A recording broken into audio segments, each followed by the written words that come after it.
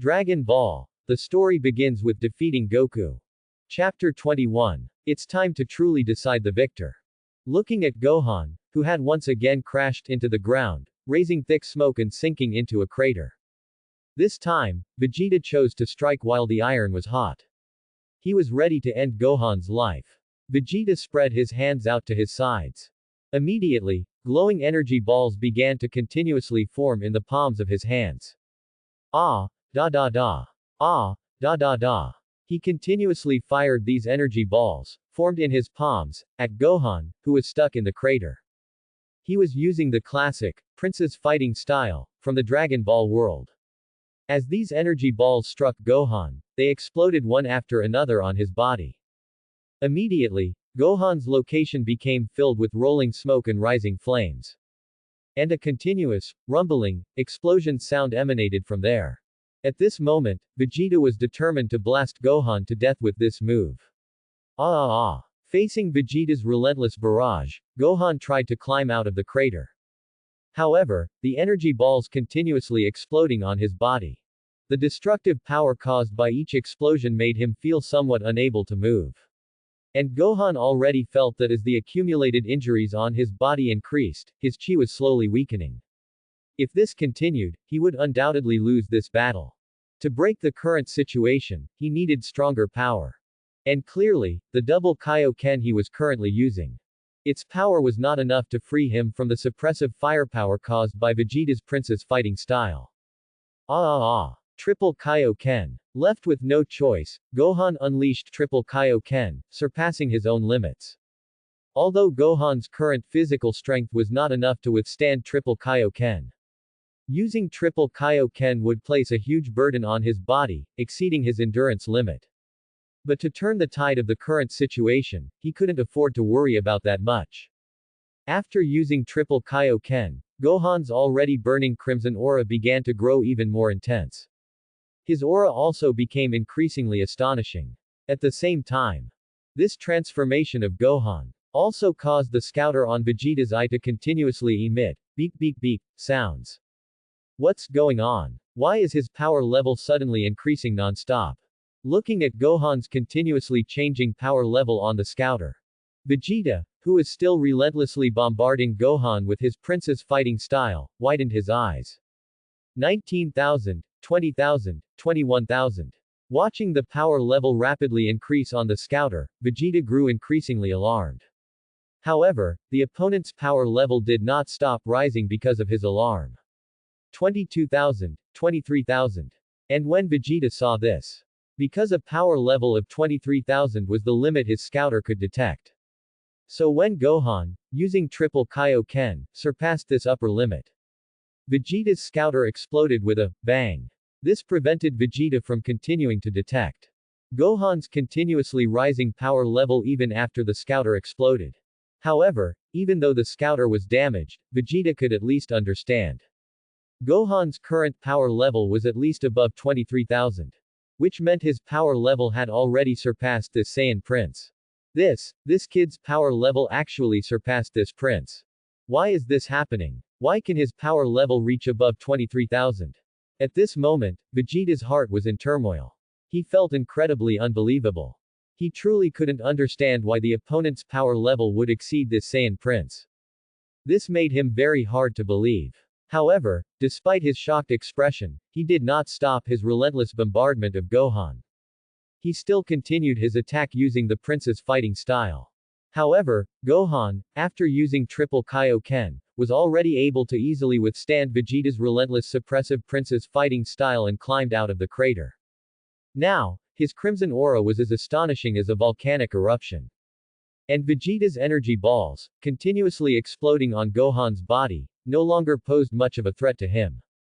Gohan shot into the sky, rushing towards Vegeta, who was still bombarding him with the Prince's fighting style, with the speed of a meteor. Is this move no longer effective against him? Watching Gohan endure his Prince's fighting style and charge straight at him, Vegeta gritted his teeth. Clearly, his Prince's fighting style was no longer effective against the current Gohan. He had no choice but to retract his Prince's fighting style. He unleashed a whirlwind punch at Gohan, who had already rushed in front of him. Facing the punch swung at him, Gohan, using triple Kaioken, easily dodged it. To return the favor to Vegeta.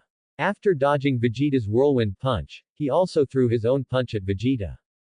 Bang! Vegeta tried to avoid the blow, but Gohan's punch speed after using triple Kaioken was simply too fast. This left Vegeta with no escape. He took Gohan's punch squarely. Then his body flew backward. Gohan, having landed a blow, pressed his advantage. He pulled his fist back to his abdomen. He delivered another punch to Vegeta's abdomen with a fist wrapped in a strong chi flow. Ah! The intense pain in his abdomen made Vegeta involuntarily spit out a mouthful of bile. It could be said that ever since Gohan used triple Kaioken, the offense and defense had completely swapped between the two. Previously, Gohan, using double Kaioken, was constantly suppressed by Vegeta due to his inferior fighting technique. But Gohan, using triple Kaioken, completely overwhelmed Vegeta by ignoring the difference in fighting technique with his crushing power. Ah! Da da da. Ah! Da da da. Gohan unleashed another flurry of punches on Vegeta. And now, Vegeta could only continuously retreat under Gohan's assault. Facing the opponent's flurry of punches, he could be said to be completely defenseless now. Soon, Vegeta was slammed hard onto the ground. Immediately, a huge crater appeared on the ground, raising thick smoke. Cough cough cough. After the smoke cleared, Vegeta climbed out of the deep crater. He was in a very sorry state. His Frieza Force battle suit was already tattered beyond recognition.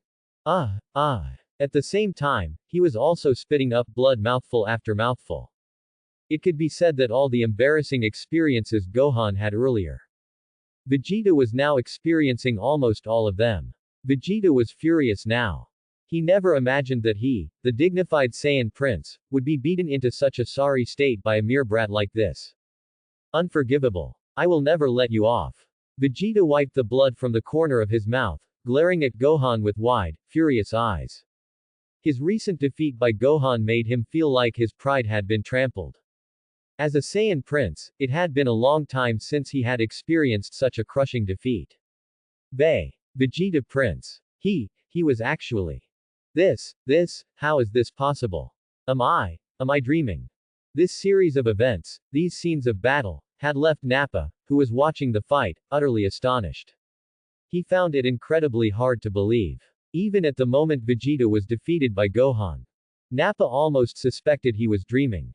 His revered super genius warrior, Saiyan Prince Vegeta, would one day be beaten so miserably by an opponent. But the pain from the injuries he sustained earlier in his fight with Gohan reminded him he was indeed not dreaming. Everything happening now, every scene Nappa witnessed, was real. Why does that kid always keep getting stronger? Now he's even stronger than Vegeta Prince's combat power. From the Saibaman's appearance, to Nappa himself, and finally to the fight between the opponent and Vegeta. Kakarot's son, Gohan, always kept demonstrating greater strength again and again. Nappa truly couldn't understand why the opponent always kept getting stronger. This made him scratch his head in confusion, unable to figure it out. What Vegeta and Nappa didn't know was that Gohan's body was also suffering immensely at this time. The triple Kaioken was indeed powerful. But at the same time, this technique, which surpassed his own limits, also caused Gohan, who was using it to fight, to constantly endure the backlash from the triple Kaioken.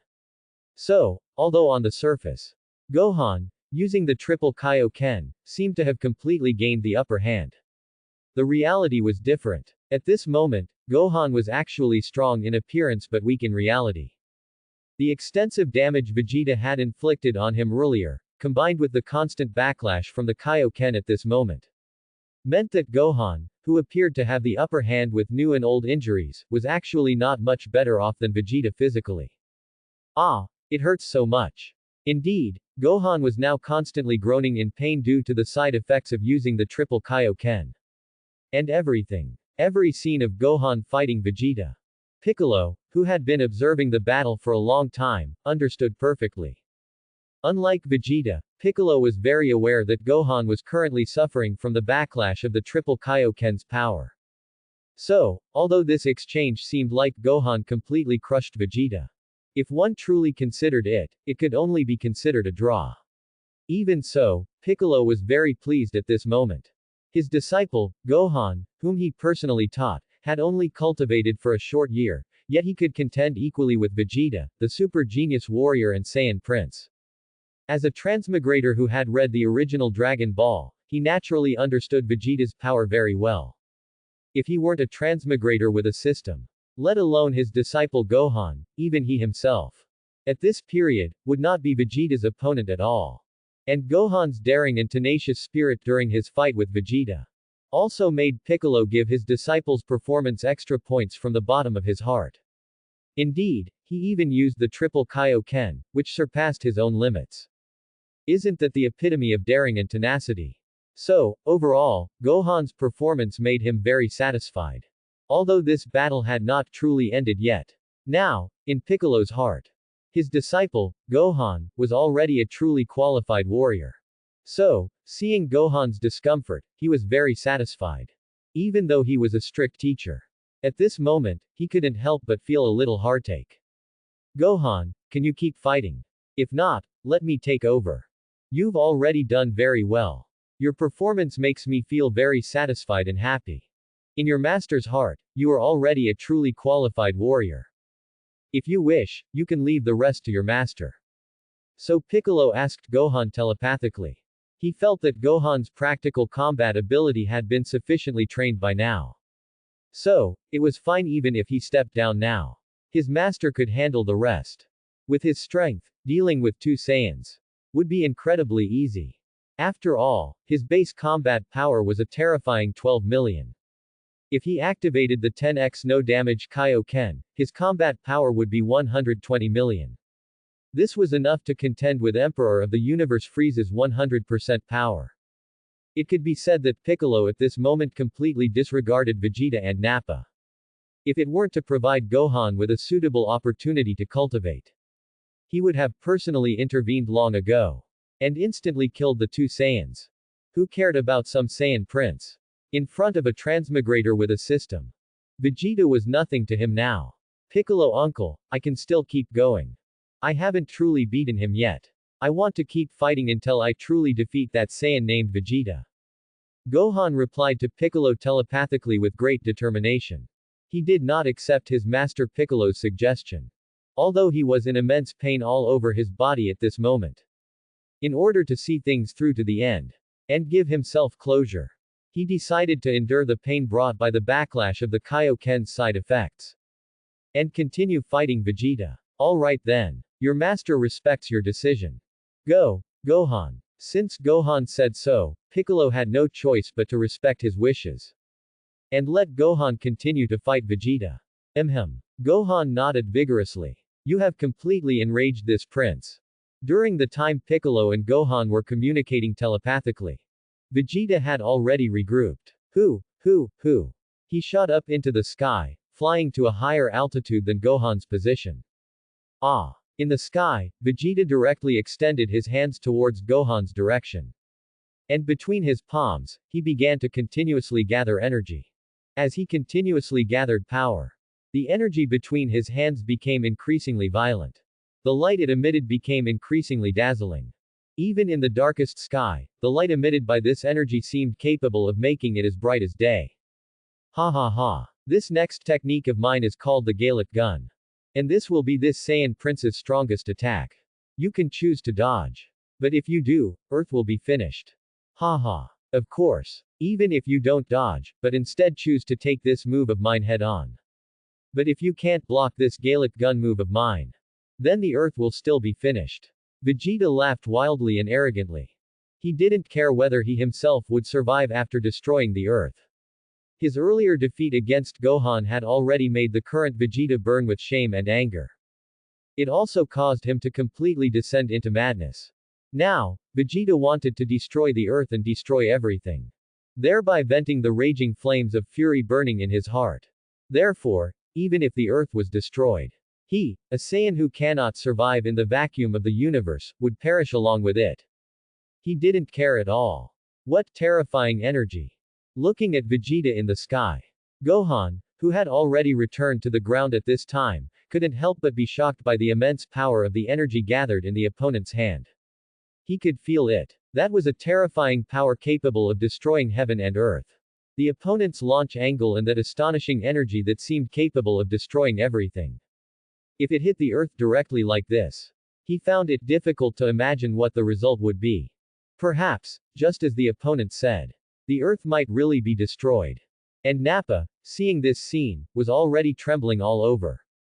He didn't care whether Vegeta could hear his voice, or whether he would listen to the words he spoke. He spoke loudly to Vegeta in the sky, his voice trembling. Wah! Pr Prince Vegeta. We haven't made any preparations. You can't just destroy the earth like this. If you destroy the earth, then we will definitely die too. I don't want to die. Wah! It could be said that Nappa was so anxious he was on the verge of tears.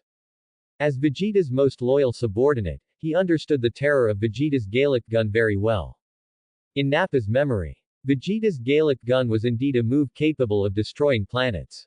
During a previous battle, Nappa had personally witnessed Vegeta use the Gallic gun to completely blast a certain planet into dust in the universe. The doomsday scene at that time left Nappa deeply shocked. That was a shock that struck deep into one's soul.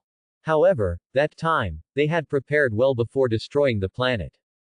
Therefore, they were not affected by the destructive force generated by the planetary explosion. However, this time, they had made no preparations at all. So, if the planet was destroyed this time, then they would inevitably face certain death. But clearly, his cries could not stop Vegeta, who was gathering more and more energy in his hands. After hearing his words, Vegeta showed no sign of stopping the action in his hands. He continued to gather energy incessantly. Clearly, Vegeta was now acting utterly reckless. In his rage, he only wanted to destroy the earth. In contrast to Gohan and Nappa, Piccolo, who currently stood with his arms crossed over his chest, still maintained a calm and composed expression. After all, if he willed it, his mighty battle power, which reached 120 million, could easily counter Vegeta's world-ending attack. It would be effortless. He calmly communicated with Gohan using telepathy. Gohan, your recent battle using the triple Kaioken has pushed that Saiyan named Vegeta to the point of desperation, which has caused him to now recklessly try to destroy the earth. Do you have the confidence to withstand this move of his that is about to destroy the earth? If you are confident, then this move is yours. I, your master, will merely observe. Conversely, if you lack confidence, then let your master handle it. You can step back and watch the battle from the side. In any case, we absolutely cannot allow him to destroy the earth like this. Piccolo felt that if Gohan was willing, he would yield the opportunity to him. If Gohan was unwilling or lacked confidence, then he would take action himself. Gulp. Gohan swallowed, then replied telepathically. Uncle Piccolo, truthfully, I don't have absolute confidence that I can successfully withstand this attack. But if possible, I still want to try. Can you leave it to me? Although Gohan wasn't 100% confident that he could defeat Vegeta in the upcoming beam struggle. But in order to have one last decisive clash with Vegeta, he decided he had to try. However, this concerned the fate of the Earth. Therefore, he still greatly valued Piccolo's opinion at this moment. Alright, Gohan, it's yours. And Gohan, since you have decided to do this, then you don't need to have too many worries. Just fight with confidence. Even if you truly cannot withstand his move. Don't forget that your master is here to back you up. Okay, Uncle Piccolo. Hearing you say that, I feel completely relieved. I will do my best. Gohan nodded vigorously. Go for it, Gohan. If you can successfully meet this move, then today's battle should be considered your complete victory. Piccolo encouraged Gohan. Thereupon, Gohan, whose feet were firmly planted on the ground, once again erupted in intense crimson chi flames all over his body. Facing Vegeta's position in the sky, he placed his hands in front of his forehead and began gathering energy as well. While in the triple Kaioken state, he was going to use the special beam cannon to meet Vegeta's Gallic gun, which was powerful enough to destroy the Earth. Vegeta, high up in the sky, saw this action clearly. The energy gathered in his hands was already approaching the critical point. Vegeta, who was about to launch the energy in his hands, laughed mockingly. Ha ha ha. I knew you wouldn't just wait for death obediently. You were bound to struggle. But it's useless. There is absolutely no way you can withstand this Gallic gun move of mine. Ha ha ha. The Earth is about to become dust in the universe. Having finished speaking and finally charged up, Vegeta relentlessly launched all the energy he had accumulated for so long. Ah! Gallic gun. A wave of energy, hundreds of times thicker than a barrel and carrying an aura capable of destroying heaven and earth, shot straight toward Gohan. Ah! Triple Kaioken combined with special beam cannon. Gohan, whose entire body was burning with crimson chi flames like a volcanic eruption, fiercely pushed the special beam cannon he had gathered at his forehead toward Vegeta's Gallic gun. Whoosh whoosh whoosh. Two distinct energy waves, leaving sonic boom trails and carrying their own terrifying energies, collided violently with each other. Rumble. Rumble. Finally, two energy waves with astonishing aura collided in the air. They began continuously emitting deafening sounds. The powerful impact force released during their collision also caused the surrounding air to become violently turbulent and scorching hot. The massive energy radiating from the residual waves directly shook almost all the nearby mountains, causing them to crack or shatter. The sky collapsed and the earth tore apart. Mountains roared and seas surged. It could be said that the battle site where Gohan and Vegeta were clashing energy waves already looked like the end of the world was nigh. Wah! What? The power of your move is actually as strong as my Gallic gun. Arg. This is impossible. Looking at the two energy waves locked in a stalemate, Vegeta widened his eyes in disbelief. He never expected that his strongest strike, one powerful enough to destroy the earth, could only result in a draw against Gohan. Arg. Gohan had already gritted his teeth, desperately pushing the triple Kaioken combined with special beam cannon forward. He could now fully sense the power of Vegeta's Gallic gun. Earlier, when he was fighting using the triple Kaioken, before they clashed beams, he was completely able to overpower his opponent. Yet now that both sides were clashing beams, he could only manage a draw with his opponent. This showed how high the power amplification was for the opponent's move, the Gallic gun. When the opponent used the Gallic gun, his fighting power was already comparable to Gohan's triple Kaioken combined with special beam cannon. Yeah. Vegeta gritted his teeth. Yeah. Gohan also gritted his teeth. Both sides continuously increased their output intensity in a back-and-forth struggle. Neither of them wanted to lose to the other. Just like that, the two energy waves remained in a back-and-forth stalemate in the air. This really gives me a familiar feeling of déjà vu. Watching the scene of Gohan and Vegeta's fierce beam clash, Piccolo couldn't help but sigh internally. As a transmigrator, having read the original work, he remembered that during this period in the original work, a scene similar to the current one had also occurred. That was a battle scene where Son Goku used the triple Kaioken combined with the Kamehameha to clash beams against Vegeta using the Gallic gun. It was precisely his memory of this scene from the original work in his previous life that gave Piccolo, who is currently watching Vegeta and Gohan clash beams, a sense of familiar déjà vu. However, Piccolo also understood that the actual situation now was still somewhat different from the original work. Under the interference of him, the transmigrator, in history, this plot scene in the original work had undergone partial changes. Although it was still a beam clash between two people, the participants in the clash and the moves they used had changed somewhat compared to the original work. Although Vegeta was still the same Vegeta from the original work, and the Gallic gun was still the same Gallic gun from the original work, Son Goku had been replaced by Son Goku's son, his own disciple Gohan. The Kamehameha had also been replaced by the special beam cannon. But overall, this beam clash battle currently taking place was still just as fierce and just as spectacular compared to the original work. However, the same battle scene evoked different feelings in the eyes of different people. For Piccolo, the beam clash between Vegeta and Gohan was spectacular and fierce.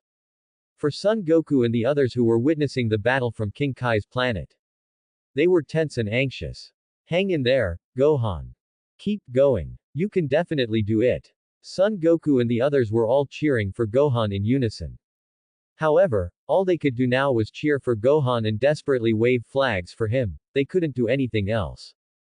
Furthermore, since Piccolo was present and could handle the situation, it wasn't their turn to step in. As for Nappa, the big smart one, he was horrified and conflicted. Kakarot's son's move called Special Beam Cannon is actually able to fight Prince Vegeta's planet-destroying Gallic gun to a standstill. This is impossible. Nappa murmured, his face full of horror. Aside from the horror, he was also a bit conflicted. He didn't know who he should be rooting for now. This made him feel extremely conflicted. If it were the Nappa from before, he would naturally and firmly support Prince Vegeta, whom he admired. But the Nappa now, should he continue supporting Vegeta? If Vegeta won the beam clash and caused the Earth to be destroyed, then Nappa would also be finished along with the destruction of the Earth. Should he support Kakarot's son, Gohan? Although if Gohan won, the Earth wouldn't be destroyed, and Nappa wouldn't die from the planet exploding. But, if Gohan won, that would mean Vegeta lost. If Vegeta lost, then Vegeta might die. If Vegeta died, would Nappa be far from true death himself? Immediately, Nappa, the big smart one, was startled to realize that no matter what happened next, he was dead either way. This fact made him scratch his ears and cheeks fretfully. He couldn't help but start going crazy. Gohan and Vegeta's fierce beam clash had been going on for quite some time now. It was unclear exactly when it started. But Vegeta's Gallic gun finally began slowly pushing back Gohan's special beam cannon, bit by bit. The two energy waves, which were originally evenly matched, saw the Gallic gun start gaining the upper hand, while the special beam cannon slowly began to fall behind. The gaining Gallic gun could be seen gradually inching closer toward Gohan's direction. Moreover, the speed of this approach showed a tendency to accelerate. It could be said that, at this very moment, the balance of power between the two sides was finally broken. The reason this situation occurred was simple. Compared to Vegeta, who was using the Gallic gun, Gohan, who was using the triple Kaioken combined with special beam cannon, was constantly enduring the backlash brought by the side effects of the triple Kaioken. As the duration of the beam clash grew longer, and the clash became fiercer, the backlash caused by the triple Kaioken on Gohan also became increasingly evident. The side effects brought by the Kaioken caused Gohan to reach his limit before Vegeta. He slowly began to run out of stamina. Arg. Although he was already at a disadvantage, Gohan was still desperately pushing the triple Kaioken combined with special beam cannon forward. He now felt immense pain and exhaustion. Actually, Gohan only needed one sentence right now to gain relief. If he just spoke up and asked his powerful master, Piccolo, to take over the beam clash with Vegeta, then all the problems would be solved. Given the strength of his master, Piccolo, resolving all the current difficulties would be effortless. Afterward, Gohan could completely escape the pain, and then comfortably eat a senzu bean. He would recover his stamina and heal all his injuries. But Gohan, he wouldn't. He didn't want to speak. Because Gohan, having been taught and trained by Piccolo through various lessons, was destined not to be someone who would give up easily.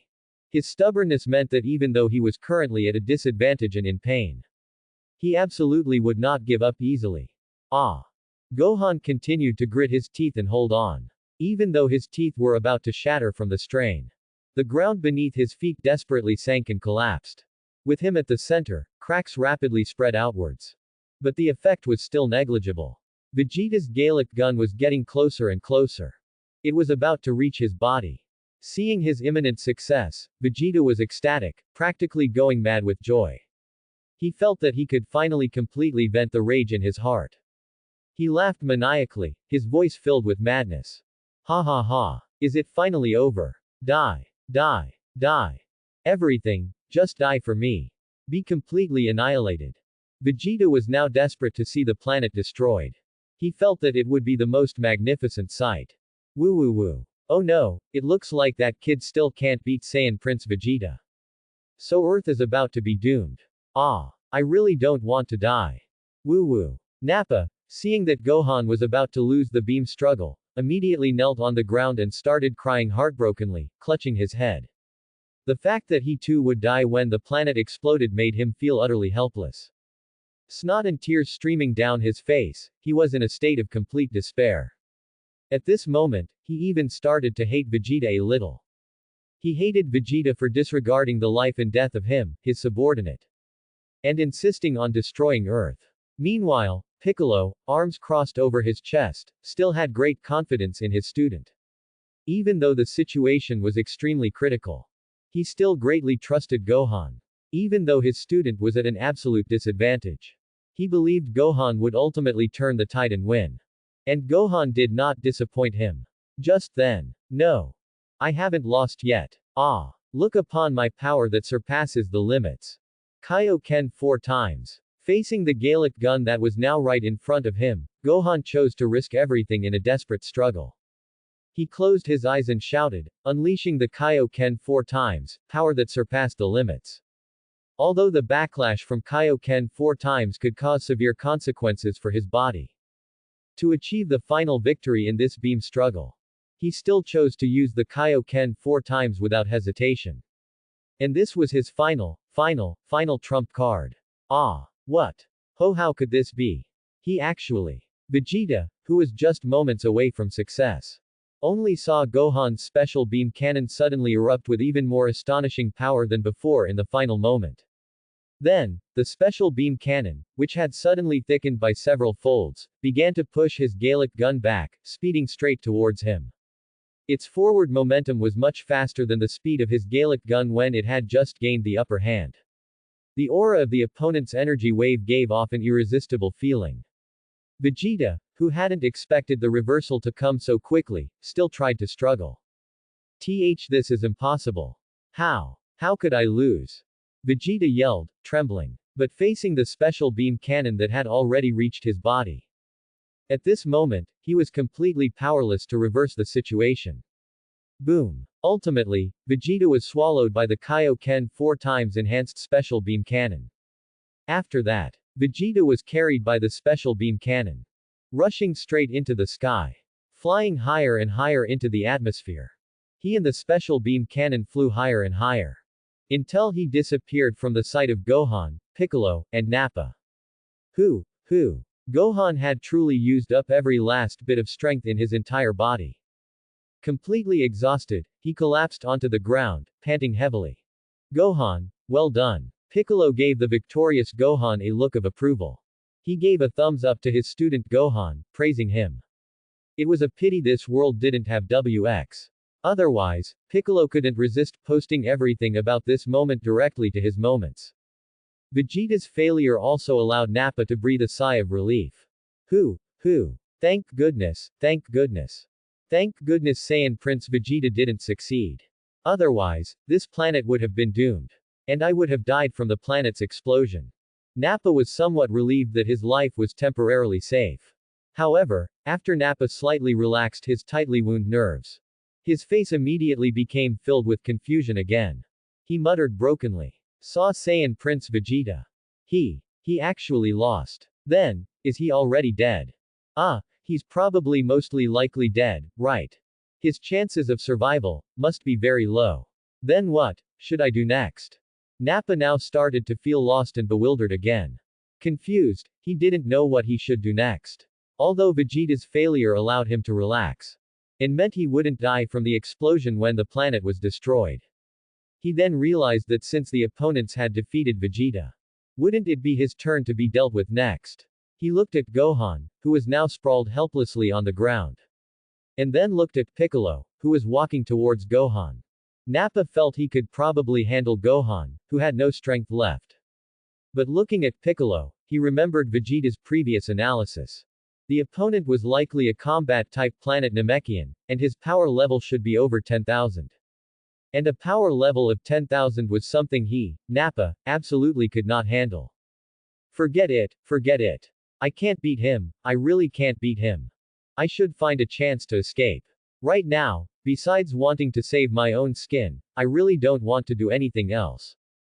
Actually, whether Vegeta was alive or dead right now, Nappa couldn't truly confirm at this moment. But he no longer cared much about Vegeta's fate. After all, when Vegeta was about to use the Gallic gun to destroy Earth earlier, he hadn't considered the life or death of him, his subordinate. Even though he greatly admired Vegeta, the Saiyan Prince was Vegeta's loyal fanboy, was Vegeta's bootlicker. But he wasn't someone entirely without temper. Since Vegeta had treated him like that, what more did he have to say? In short, all he wanted now was to quickly find an opportunity to slip away and properly save his own life. He didn't really care about Vegeta's fate anymore. And what Nappa didn't know was, Vegeta was actually still alive. However, even though he wasn't dead, his situation at the moment was extremely dire. At this moment, Vegeta had been carried by the special beam cannon, which shot straight into the sky, to the outer reaches of the heavens. He was about to completely break through Earth's atmosphere and head straight for the universe beyond Earth. Vegeta continuously let out heart-wrenching screams. Is this prince going to die? No, I can't die. I still have my last trump card that I haven't used. I can't just die like this.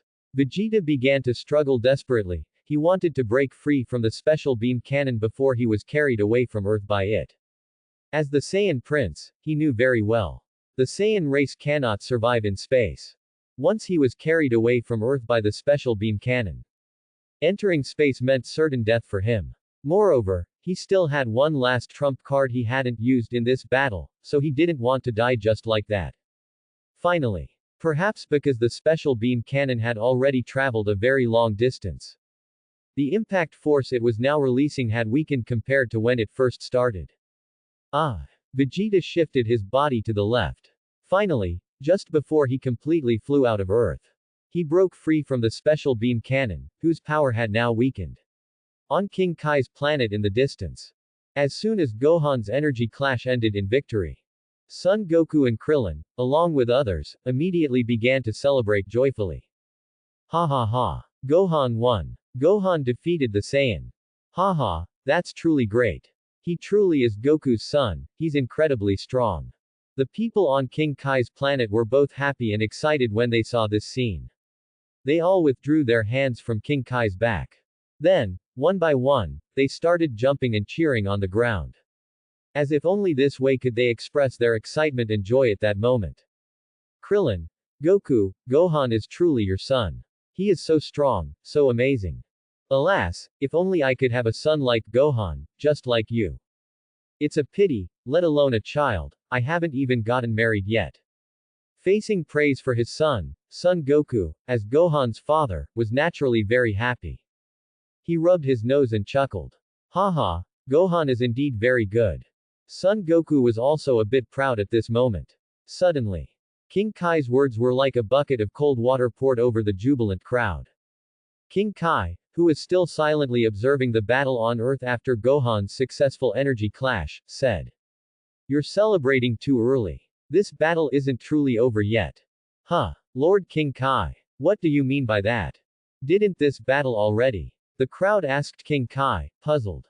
Because that Saiyan named Vegeta. He's not dead yet. He has already broken free from the special beam cannon. King Kai said with a serious expression. What? He's not dead yet. And he broke free from the special beam cannon. How can he be so tenacious? Is he immortal? Everyone was greatly shocked by the news King Kai delivered.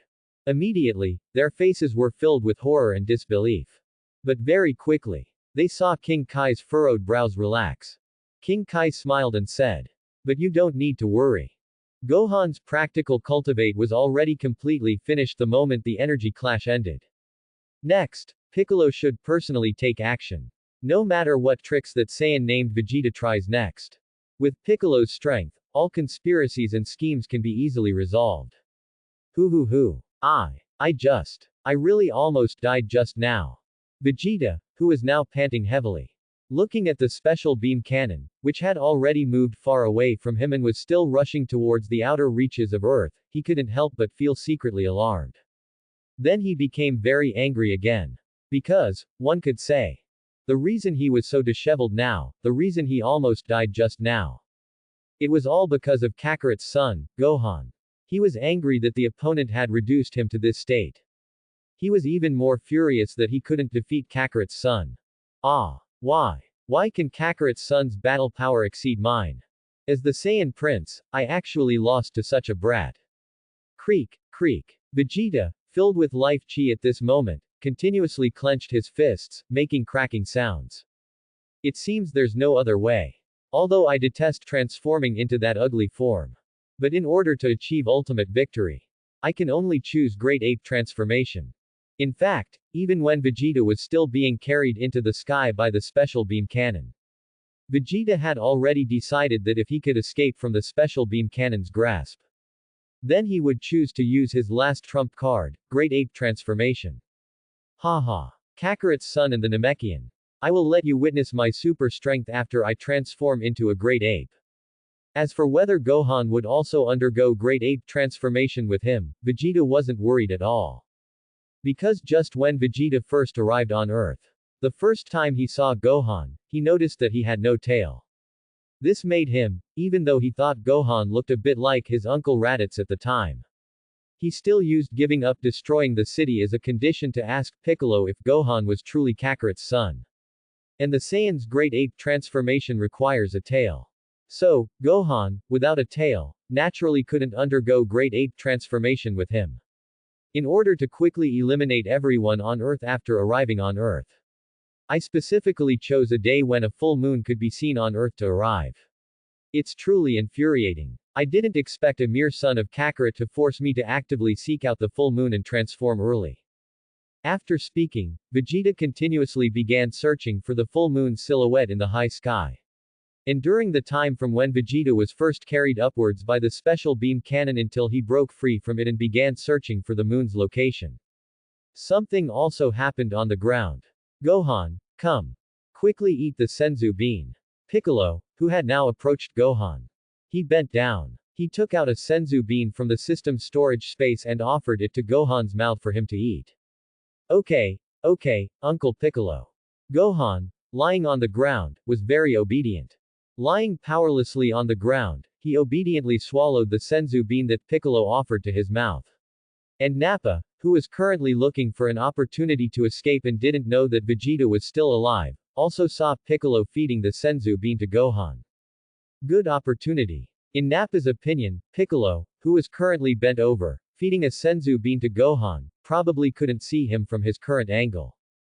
He was now in Piccolo's blind spot. And he, Nappa, could take advantage of this time in Piccolo's blind spot to sneak away. Ha ha ha. I must escape now, while I have this rare opportunity. So, Nappa took advantage of what he thought was a rare opportunity. Whoosh. He vanished from his spot in a flash. After that, he arrived amidst layers of mountains.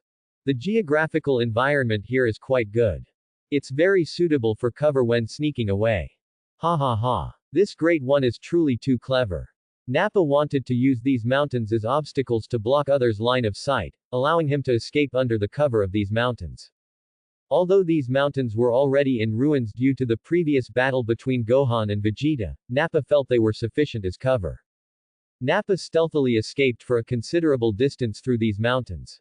Then, he submerged himself in a certain lake and swam for quite a while. When he felt the time was right, he shot out of the lake and flew rapidly in a certain direction. His destination was the city where his and Vegeta's circular universe spaceship had landed on Earth. Nappa wanted to escape to where the universe spaceship was located and then use his exclusive circular universe spaceship to leave Earth, to escape this planet that had given him a nightmare-like experience.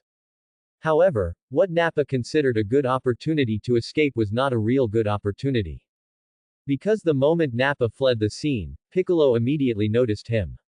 Although Nappa was in Piccolo's blind spot when he escaped because Piccolo was feeding Gohan a senzu bean, how could Piccolo, who knew how to use chi to sense enemy movements and strength, not discover him sneaking away? The reason he didn't pursue him immediately was because he felt there was no need. He knew instant transmission. As long as he wanted to, he could instantly catch up to Nappa and eliminate him. Furthermore, Piccolo was still a bit conflicted. Piccolo was very conflicted about whether he should kill Nappa. The reason for this conflict was that as a transmigrator, he suddenly had a whimsical thought of wanting to see what Nappa, this bald Saiyan, looked like when he transformed into a Super Saiyan. Nappa transforming into Super Saiyan 1, Nappa transforming into Super Saiyan 2, transforming into Super Saiyan 3, and even many other various forms. And just as he was caught in this transmigrator exclusive dilemma, the long-awaited system prompt sounded in his mind. Ding! The strongest divine rank choice system has been activated. Choice 1. Choose to let Nappa go and allow him to escape Earth. Reward. The host's eyes will go blind and the title, Open-Eyed Blind Man, will be obtained. Choice 2. Use instant transmission to catch up to the fleeing Nappa and kill him. Reward. Increase the host's current base combat power from 12 million to 15 million, and Senzu Bean X 100. Please make a choice, host. Holy cow. Facing the choices given by the system, Piccolo couldn't help but exclaim internally. It seems there's no way to spare Nappa's life. Clearly, this system doesn't want me to have the chance to see what Nappa looks like as a Super Saiyan. For Piccolo, choice 1 was clearly impossible. He couldn't possibly let his eyes go blind just to see Nappa transform into a Super Saiyan, could he? Moreover, if his eyes went blind, even if Nappa really did become a Super Saiyan later, he wouldn't be able to see it. As for choice 2, its reward would directly boost his strength by a significant margin. With a base combat power of 15 million plus the 10x Kaioken without injury, he would have a combat power value of 150 million. Such strength would completely surpass Frieza's 120 million combat power and would be comparable to Son Goku, who had just transformed into Super Saiyan 1 in the original work. And there were 100 Senzu beans. These 100 Senzu beans, combined with the Senzu beans he had snatched from Korin a long time ago, would basically allow him to achieve Senzu bean freedom for a long time. Gohan, wait for me here. Your master will go deal with that fleeing bald Saiyan. Piccolo said to Gohan, who had already stood up from the ground after eating the Senzu bean. Since the system had already decided Nappa's life chi, although a bit regrettable, he could only do so. Okay, Uncle Piccolo. But, after agreeing, Gohan seemed to want to continue saying something, but Piccolo interrupted him. Piccolo said, Gohan, whatever you have to say, wait a bit. Your master needs to go do something now. Don't worry, your master will be back very soon. With that, Piccolo placed 2 fingers on his forehead. Whoosh! Piccolo used instant transmission and vanished from his spot. Ha ha ha, this great one is about to succeed. I'm going to escape with my life. Looking at the city that was getting closer and closer, Nappa, flying continuously in the sky, was extremely excited. As long as he could reach the city, where his circular universe spaceship was located, he would be able to board the universe spaceship and successfully escape Earth. However, he suddenly felt a little lost. He felt that his trip to Earth this time was a complete failure. So, in his depressed state, he decided to do something on Earth before he left. Why not destroy that city before leaving Earth? Consider it a temporary outlet for this great one's disgust. Tisk tisk tisk, if it wasn't to confirm Kakarot's son's identity with that planet Namekian back then, I should have destroyed that city when I first arrived on Earth. But destroying that city now is also good. Consider it a special grand gift to the Earthlings before I leave. And also a memento of this great one's trip to Earth. And just as he was thinking this, a green figure suddenly appeared in front of him with a whoosh. What's going on? How could you suddenly? Looking at the figure that suddenly appeared in front of him, blocking his path, Nappa was instantly shocked and turned pale. His hair stood on end, and cold sweat broke out all over his body. And the person who came was none other than Piccolo, who had used instant transmission to arrive here. Hehe, Mr. Bald Saiyan, where are you going? Why didn't you even say goodbye when you left? Piccolo, with an ill-intentioned smile, asked Nappa, who was now filled with terror. Facing the smiling Piccolo, whose face was full of ill will. Nappa, his face full of terror, couldn't help but curse inwardly. Pa! This great one just wanted to sneak away quietly. Do you think I could greet you? After cursing, he was immediately filled with confusion and incomprehension. Nappa truly didn't understand. He was clearly on the verge of a successful escape. Yet the opponent had suddenly appeared before him, completely unnoticed. However, a moment later, he quickly tossed all those doubts aside. Because Nappa knew. Now was definitely not the time for him to dwell on these questions. Because no matter what, or for what reason, the opponent was already standing in his way. This was an unchangeable fact. The most important thing for him now was figuring out how to survive. Nappa saw Piccolo continue speaking to him in a cheerful, laughing tone. If I'm not mistaken, you are rushing to the location of your universe spaceship, intending to leave Earth. Although Nappa knew the opponent was asking a rhetorical question, he still scratched his head, forcing out a faint smile, and replied. Haha, I apologize. I suddenly remembered something urgent, so I thought I should leave first. I am sorry, I shouldn't have left without saying goodbye, just walking off without a word. Nappa felt that since the opponent was deliberately playing dumb, he might as well feign ignorance and answer the question first. Although it was highly unlikely, what if the opponent was foolishly fooled? Nappa, desperate to live, was willing to try anything. But reality was cruel. He saw. Oh, all right then. Then I shall forgive your unannounced departure. But, Piccolo dropped his fake smile and spoke to him in a tone so cold it made Nappa's hair stand on end. While I can forgive your unannounced departure. But regarding your goal and intention of coming to Earth to wipe out humanity and conquer Earth, I absolutely cannot forgive you. So since you came to Earth, don't even think about leaving. Leave your life here. Having said that, Piccolo adopted an offensive stance, ready to strike immediately. Seeing this, Nappa, floating in the air, immediately dropped into a kneeling posture. He pressed his palms together and lowered his head. He spoke to Piccolo in a tone of bitter pleading. Please, let me go.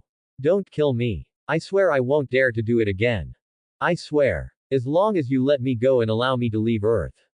I, Nappa, guarantee I will never step foot on Earth again. I will never again have the idea of destroying humanity and conquering Earth.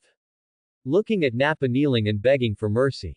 Piccolo couldn't help but find the scene a little ridiculous, a little funny. So he halted his imminent attack. Then, with a half-smile, he asked Nappa. Is everything you said true? Nappa saw that after he knelt and begged for mercy, Piccolo's attack had not fallen, and he was asking if his words were true. So he slightly raised his head, looking at Piccolo with a fawning expression, and continued to plead. Yes, everything I said is true. Please, I truly beg you. Although Nappa had to be killed for the sake of the system mission. But to see what Nappa might say before his death, Piccolo wasn't in a hurry. He curled his lip and asked again. Even if everything you said is true. You won't come to Earth again, and you won't have the idea of destroying humanity and conquering Earth. But after I release you, what if you go and wreak havoc on planets other than Earth? Wouldn't that mean that I, who spared your life, would be aiding evil? Facing Piccolo's next question, the great smart, Nappa began to stammer. In fact, that's exactly what he was thinking. Piccolo's question struck straight at the heart of his intentions. In Nappa's view, once Piccolo let him go, even if he couldn't and wouldn't dare to return to Earth. But there were so many planets in the universe, he could simply switch to invading another one.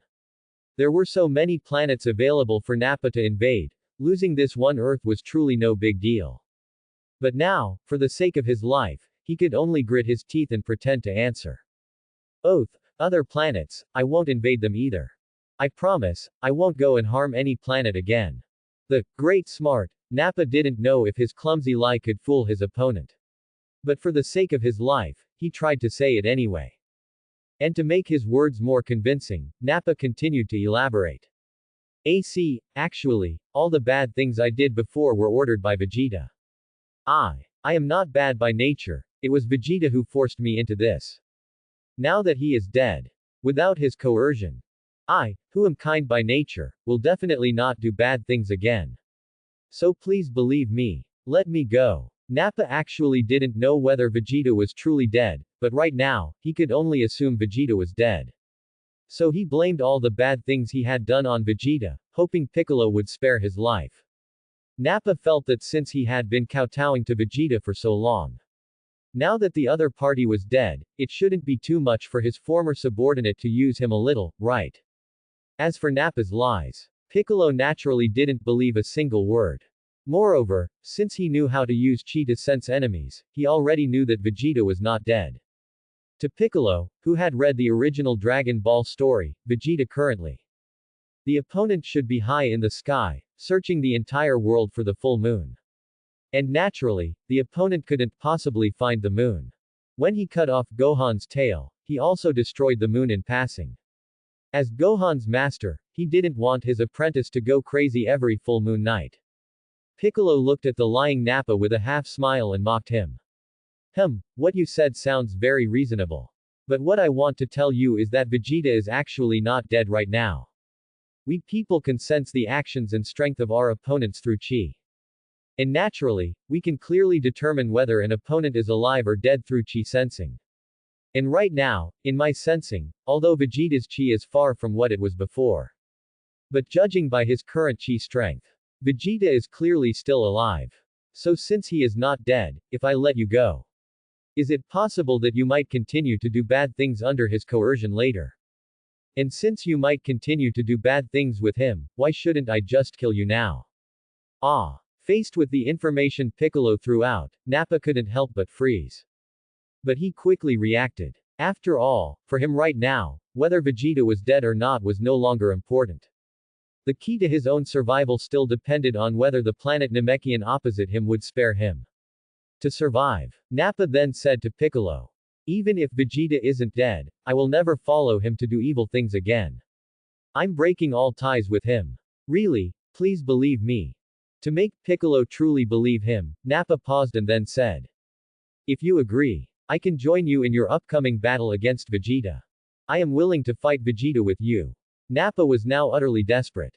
He even blurted out words like fighting Vegeta with Piccolo, which he would have previously considered absolutely treasonous. It was evident how desperately he wanted to live. Piccolo was a little helpless about this. If it weren't for the system's mission, he might have actually let Nappa go at this moment. It's not that I don't want to spare you, but the system, that old fellow, won't let you live. How about it? Isn't that sincere enough? I'm even willing to fight Vegeta with you. You can let me go now, right? Nappa looked at Piccolo with longing eyes. In his opinion, since he was so sincere, the other party should let him go, right?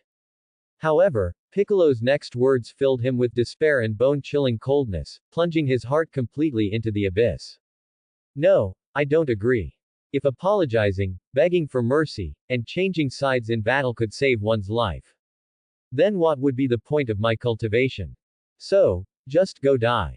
At this moment, Piccolo felt he had heard enough of Nappa's nonsense.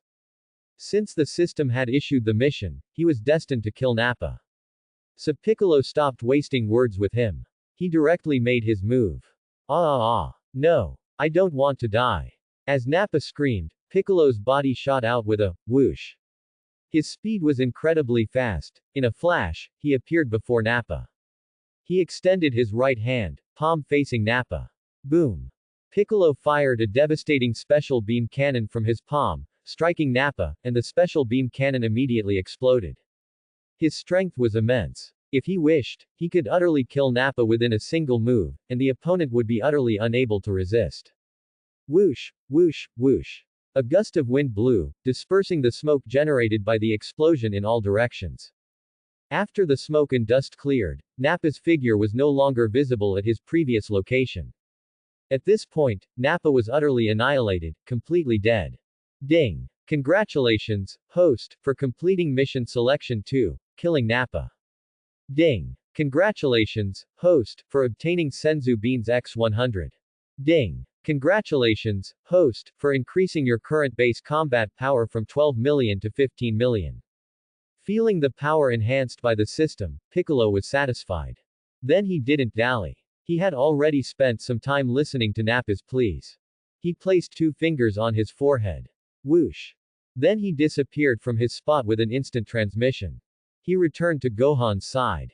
What's going on? The moon should have appeared by now, shouldn't it?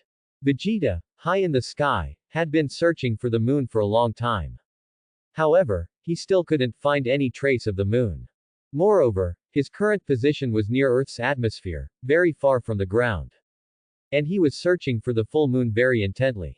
So, he was unaware of the events that had just transpired on the ground. Naturally, he also didn't know that Nappa was now dead. This is absolutely infuriating. It must be that these people on Earth destroyed the moon beforehand. Otherwise, it's impossible for me to not find it after all this time. Vegeta clenched his fists, gritting his teeth as he spoke. Kakarot, or that Namekian called Piccolo, Vegeta believed the destruction of the moon must be related to these two. There's no choice, it seems I can only do that. Although creating an artificial moon will consume some stamina. But I can have that guy Nappa be responsible for creating the artificial moon, and I'll be responsible for transforming. Vegeta now had to accept the fact that the moon had been destroyed and disappeared by these people on Earth. Thus, Vegeta, unaware that Nappa had already kicked the bucket, had no choice but to think of using an artificial moon. Ah ha ha ha. Those guys must think that destroying the moon solves everything. Ha ha, their panicked expressions later will surely be hilarious. I can't wait to see them like that. After speaking, Vegeta, unaware that Nappa had been killed by Piccolo, flew downwards with a whoosh, whoosh, whoosh. At this moment, after using instant transmission, Piccolo had returned to Gohan's side. Gohan, you seemed to have something to say to me before I left, didn't you? Now that I'm back, you can tell me anything you want. Piccolo asked Gohan. Gohan nodded slightly, then replied. Uncle Piccolo, what I wanted to say is that Saiyan named Vegeta, he doesn't seem to be dead yet. Although his chi is greatly diminished now, I can still clearly sense his chi. Gohan paused and continued. Uncle Piccolo, if he returns here in a moment. If I, who have fully recovered after eating a senzu bean, were to continue fighting him one-on-one. Wouldn't that be a bit too unfair to him? If possible, I hope Uncle Piccolo, you can also give him a senzu bean later. Let him fully recover his stamina, to have a fair fight with me. Piccolo hadn't expected Gohan to have such a thought. However, upon careful reflection, he found it normal. Although Gohan was a half Saiyan, with only half of the Saiyan bloodline in him. And in the original work, Gohan didn't enjoy fighting like his father, Son Goku, nor did he value fighting dignity like pure-blooded Saiyans. But under the guidance of him, a transmigrator master. To prevent Gohan from potentially becoming a Nobi Han in the future. The Gohan in this real world had been taught by Piccolo, and his personality had completely shifted towards that of a pure-blooded Saiyan. And wanting to fight one-on-one, and fairly, could be said to be a common trait of pure-blooded Saiyans. Saiyan pride, Saiyan dignity. As a transmigrator who had read the original work, Piccolo understood all these things. But there were some situations that Gohan, without foreknowledge, didn't understand. So he smiled and replied. He's not dead. In fact, your master knew that as early as you did. But it doesn't matter, because the opponent will probably just cheat later. Which means there won't be any fair fighting from now on. And there's no way your master would let you play with a cheater. So, Gohan, your fighting mission for today is over. Piccolo, who had read the original work, knew. Given that he had long ago destroyed the moon. After failing the beam struggle, Vegeta's next move would likely be to use an artificial moon for Great Ape transformation. And because Gohan's tail had already been cut off by him. Therefore, when Vegeta undergoes the Great Ape transformation later, Gohan cannot undergo the Great Ape transformation along with him. And Piccolo naturally would not let Gohan fight the Great Ape transformed Vegeta. Because that kind of battle would not be training Gohan's real combat experience. Instead, it would be equivalent to sending Gohan to his death. Cheating. Gohan was very confused by Piccolo's statement. He could understand that Uncle Piccolo knew, just like him, that Vegeta was not actually dead yet. After all, the skill of sensing chi was originally taught to him by Uncle Piccolo. But he didn't quite understand what Uncle Piccolo meant by cheating. Gohan. You will know in a moment. Next, just watch the battle closely. I, your master, will handle the rest of the matters. I will personally step forward to deal with the Saiyan. Piccolo did not want to explain Gohan's confusion further, he just told Gohan to wait and watch. After perhaps another moment passed. Uncle Piccolo, he's coming. Gohan exclaimed. Piccolo replied. Suddenly, a figure appeared high in the sky within the sight of Piccolo and Gohan. And this figure began constantly approaching them. There was no need to guess, the owner of the figure was none other than Vegeta, returning from high in the sky. Tap. Vegeta slowly descended from the air, landing on the peak of a dilapidated mountain in front of them. He then started looking around. He wanted to find Nappa's figure. His upcoming plan required Nappa's help. But naturally, the figure of a dead man was impossible to find, no matter how he searched. Where is Nappa? Why is he gone? Where did that guy go and die? After searching around with his eyes and still failing to find Nappa's figure, Vegeta's face began to fill with doubt. You don't need to look anymore. He is already dead. Piccolo's mouth curled slightly as he spoke to Vegeta. Dead. What does that mean? Vegeta was confused. Ah, it means while you were still up in the sky earlier. I killed him. Piccolo replied with a smile. How dare you? You actually killed him while I was gone. Hearing this, Vegeta couldn't help but grit his teeth. He felt that the opponent was clearly lacking in martial virtue. Their battle was clearly not over, yet the opponent took advantage of the time he was launched high into the sky and killed his subordinate. I couldn't help it. He was about to flee and leave Earth. In order to prevent him from escaping, I had no choice but to kill him. Piccolo said helplessly. Actually, you can't entirely blame him for running away. After all, at that time, he might have thought you were already dead, which is why he secretly fled. Piccolo continued, hoping that Vegeta wouldn't lose all faith in friendship and camaraderie forever. As for the things Nappa said later on in order to save his life, Piccolo naturally wouldn't tell Vegeta. He did not want Vegeta to know that Nappa had betrayed him in his final moments just to survive. That Nappa guy. Vegeta was helpless besides feeling life chi. After all, the man was already dead, he couldn't exactly whip the corpse, could he? Besides, Nappa was probably already dust by now.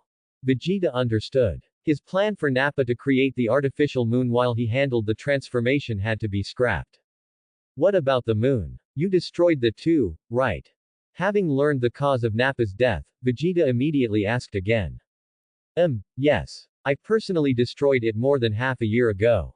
Piccolo did not want to hide it, so he directly stated the truth.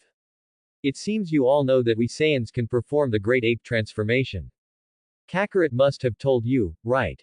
You really went to great lengths just to fight as Saiyans. You even destroyed the moon. Hearing Piccolo's admission, Vegeta couldn't help but sneer. If that's what you think, then so be it. Piccolo merely curled his lip in disdain at this. In reality, he destroyed the moon simply to prevent his disciple Gohan from going berserk during the Great Ape transformation on the night of the full moon.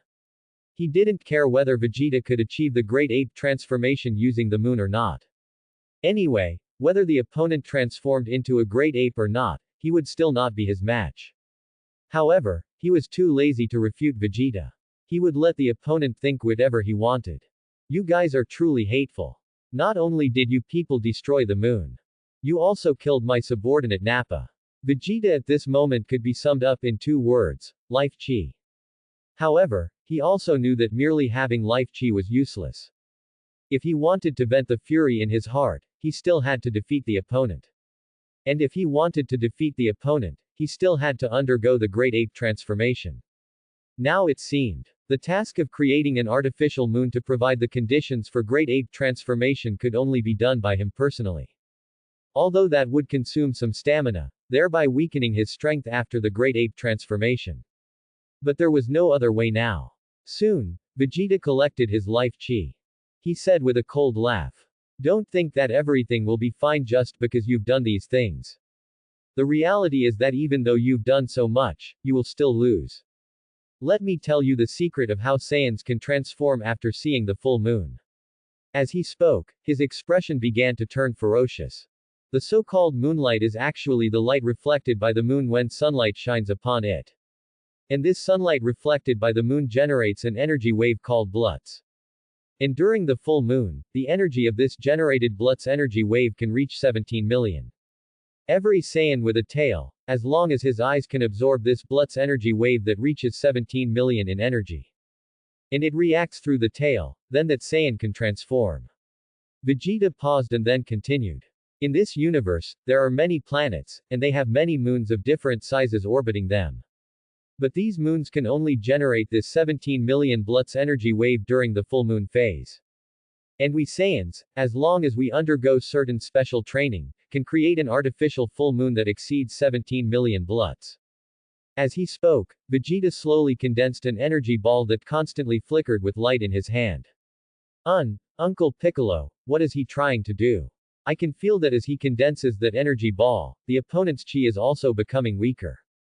Gohan did not understand what Vegeta had just said. Thus, confused, he asked Piccolo.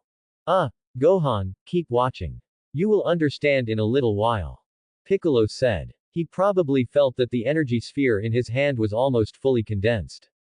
Hoo hoo hoo. Vegeta, who was slightly out of breath, sneered. Ha ha ha. Sorry to keep you waiting. Now you are definitely dead. Saying this, Vegeta threw the energy sphere in his hand high into the sky with a whoosh. The energy sphere, after flying into the air, began to continuously expand. Soon, the energy sphere seemed no different from a full moon. Hoo hoo hoo. Ha ha ha, let me see the look on your faces when you despair.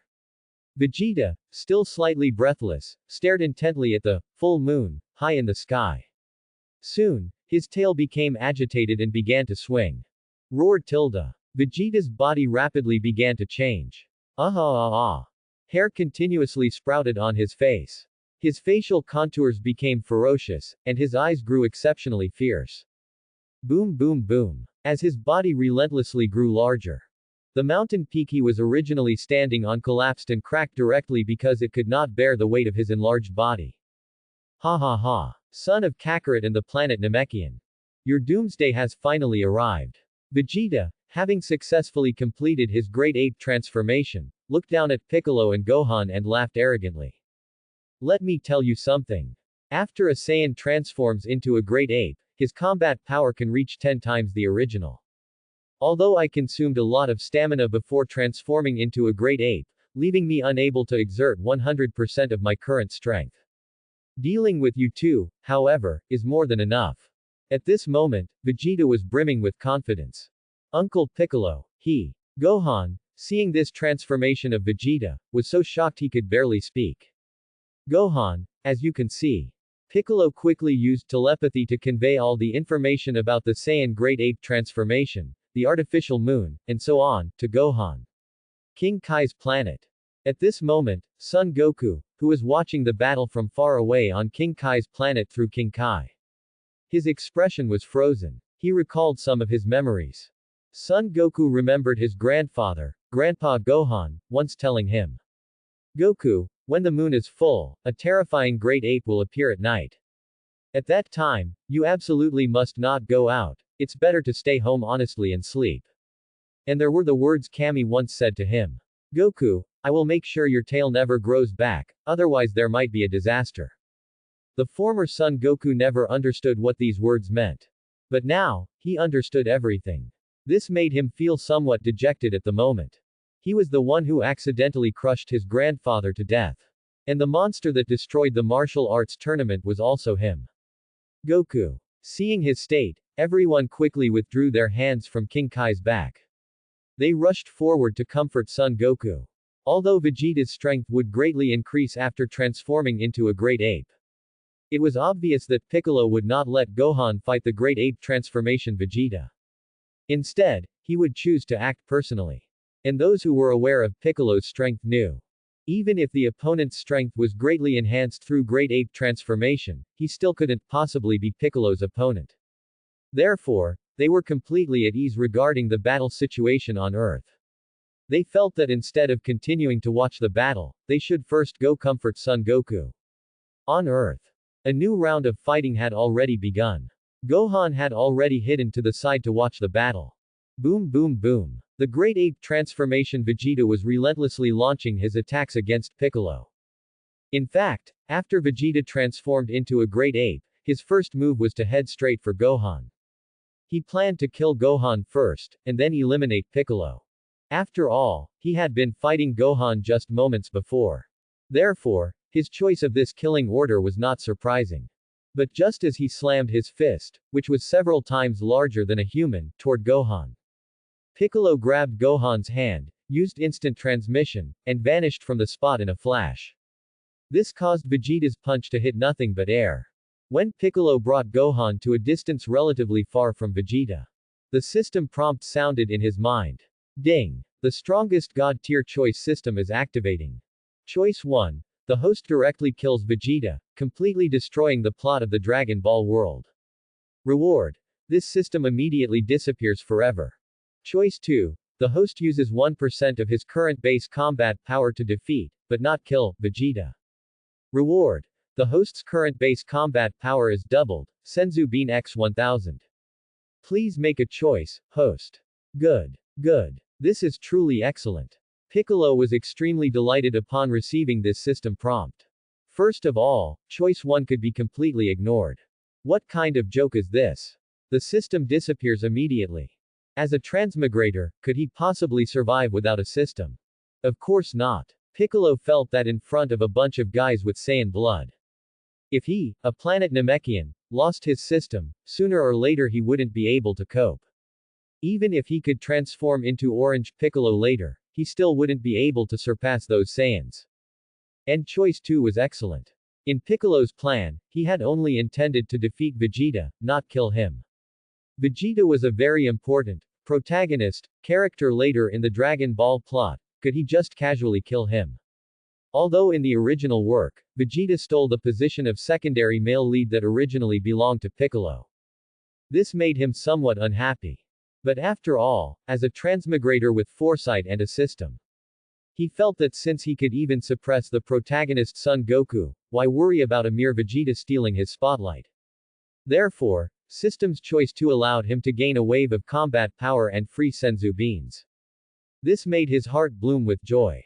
As for the system requiring him to only use 1% of his base combat power, that is, only 150,000 combat power, to defeat Vegeta.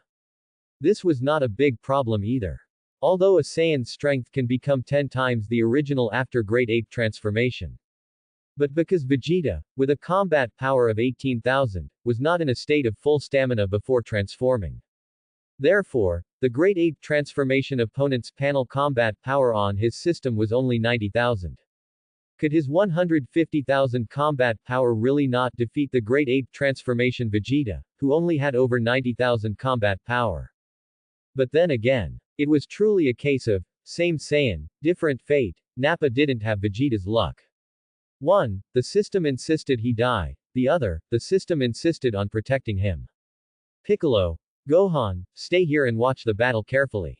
Your master will go deal with the Great Ape transformation Saiyan. Okay, Uncle Piccolo. Gohan replied. After speaking, Piccolo vanished from the spot with a whoosh. He reappeared on the ground near Vegeta. Vegeta, your opponent is me. Piccolo beckoned to Great Ape Vegeta. Roared Tilda. In that case, you can die in your disciple's stead. Vegeta threw a punch at Piccolo, who had returned. Although he had originally intended to kill Gohan first. But the other party had used some strange move again. Just now, he had directly taken Gohan and fled to the side. This caused the punch he had aimed at Gohan earlier to miss. However, he didn't mind too much. Anyway, it was all about killing, it didn't matter who he killed first. Since the other party wanted to die first, he would grant his wish. However, he was very displeased with Piccolo's beckoning gesture. Even though he looked like a great ape now, it didn't mean the other party could insult him. Whoosh whoosh whoosh. Vegeta's punch carried a whistling sound. Whoosh. Piccolo dodged with a flash. Boom. Vegeta's missed punch slammed into the ground, instantly creating a crater and kicking up clouds of smoke and dust.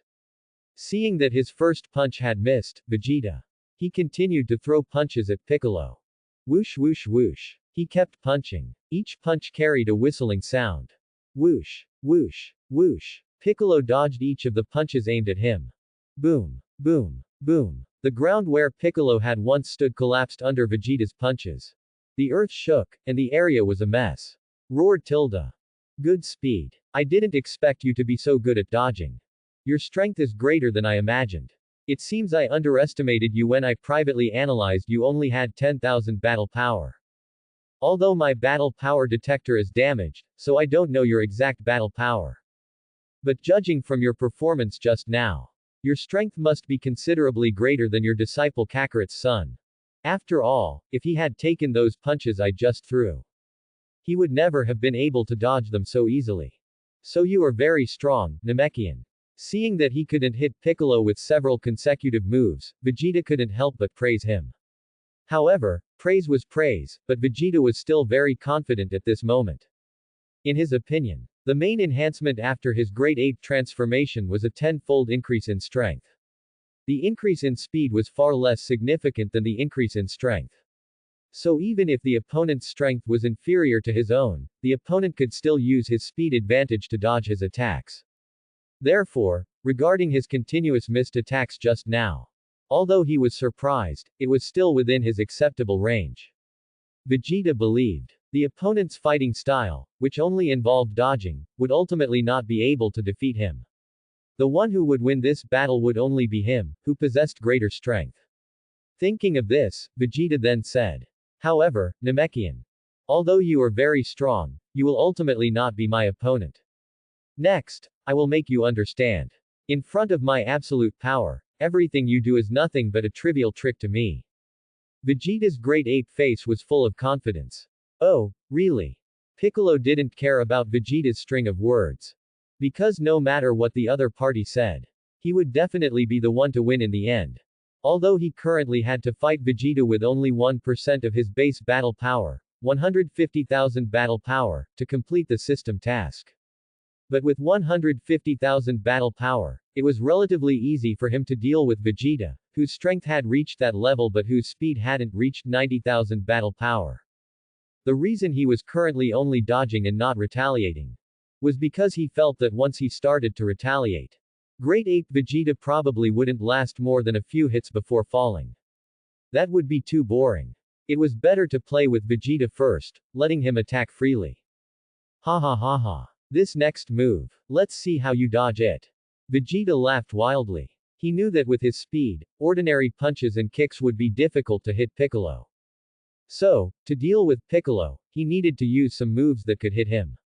He bent his legs and stomped hard on the ground. Rumble. Soon, the ground beneath his feet couldn't withstand the pressure and a small crater appeared. He bent down, lowered his head, and hunched his body. At the same time, he clasped his hands tightly across his chest. Ah. With this posture, Great Ape Vegeta began to gather strength throughout his body.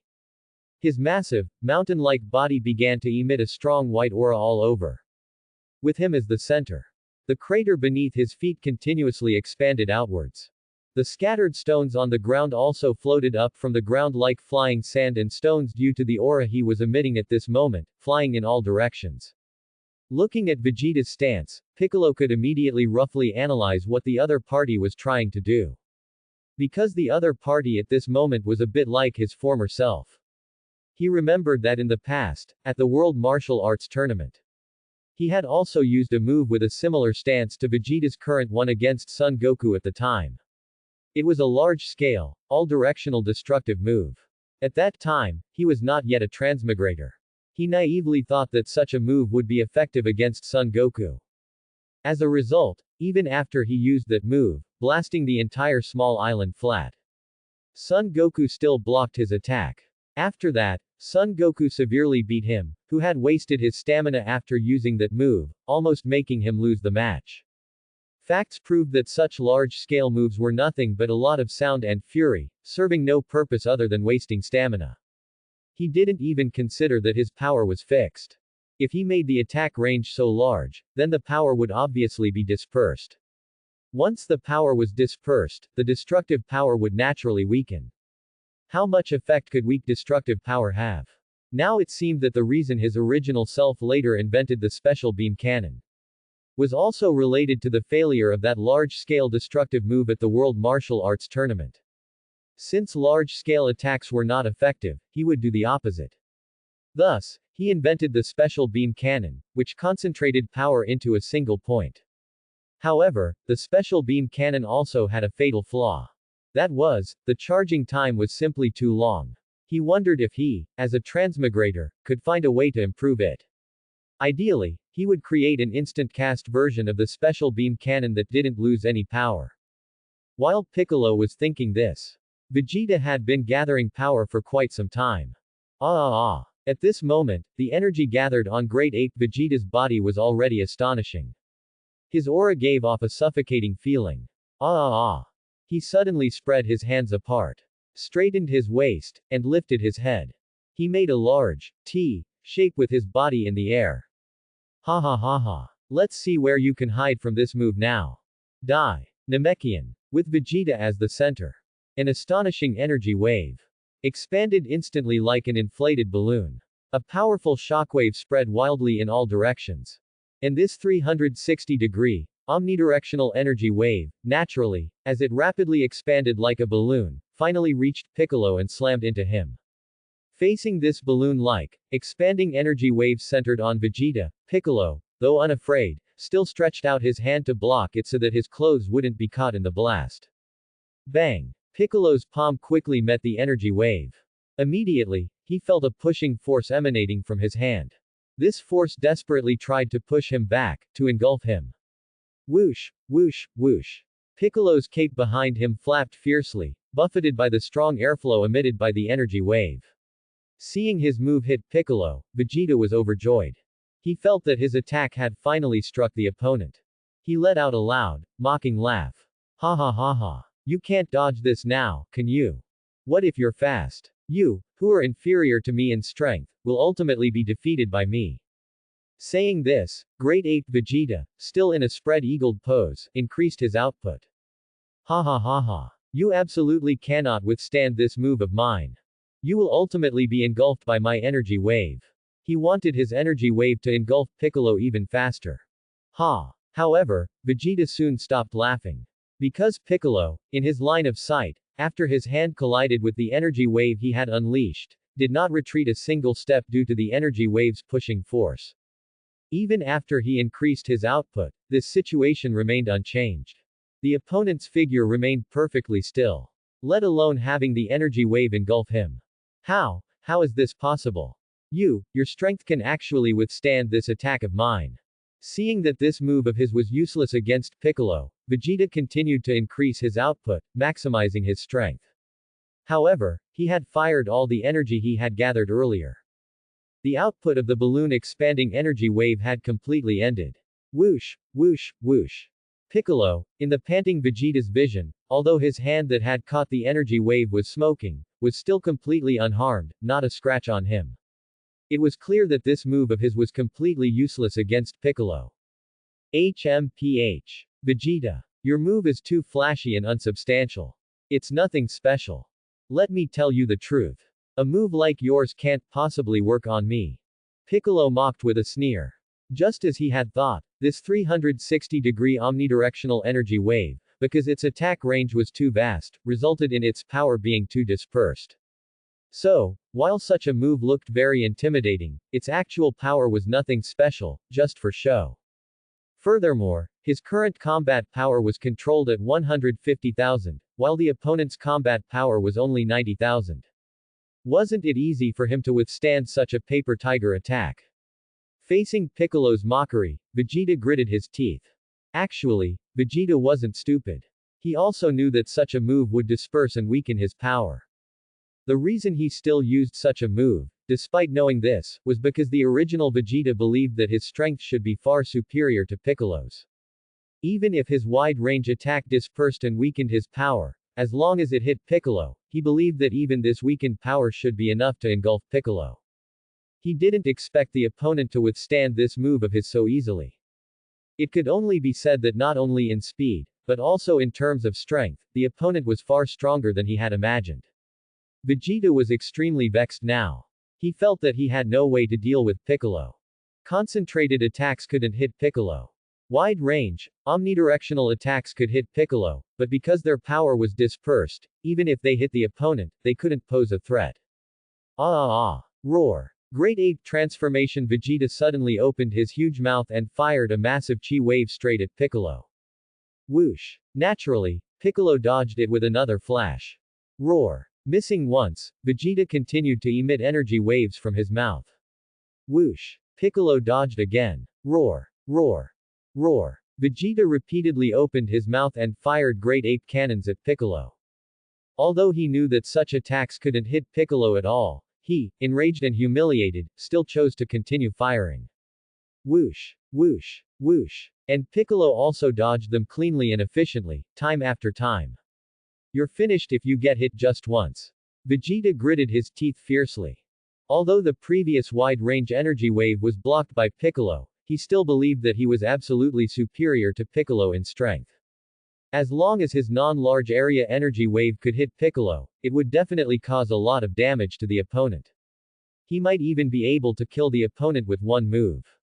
Roar. Vegeta fired another Great Ape cannon. Oh. Then I won't dodge this time. I want to see how your attack can finish me. This time, Piccolo did not dodge directly as before. He directly threw a punch at the Great Ape Cannon hurtling towards him. He wanted to show Vegeta with his actions that even if the opponent didn't disperse his power, his attacks would still be useless against him. Bang! The Great Ape Cannon was directly batted away by Piccolo. Boom, boom, boom.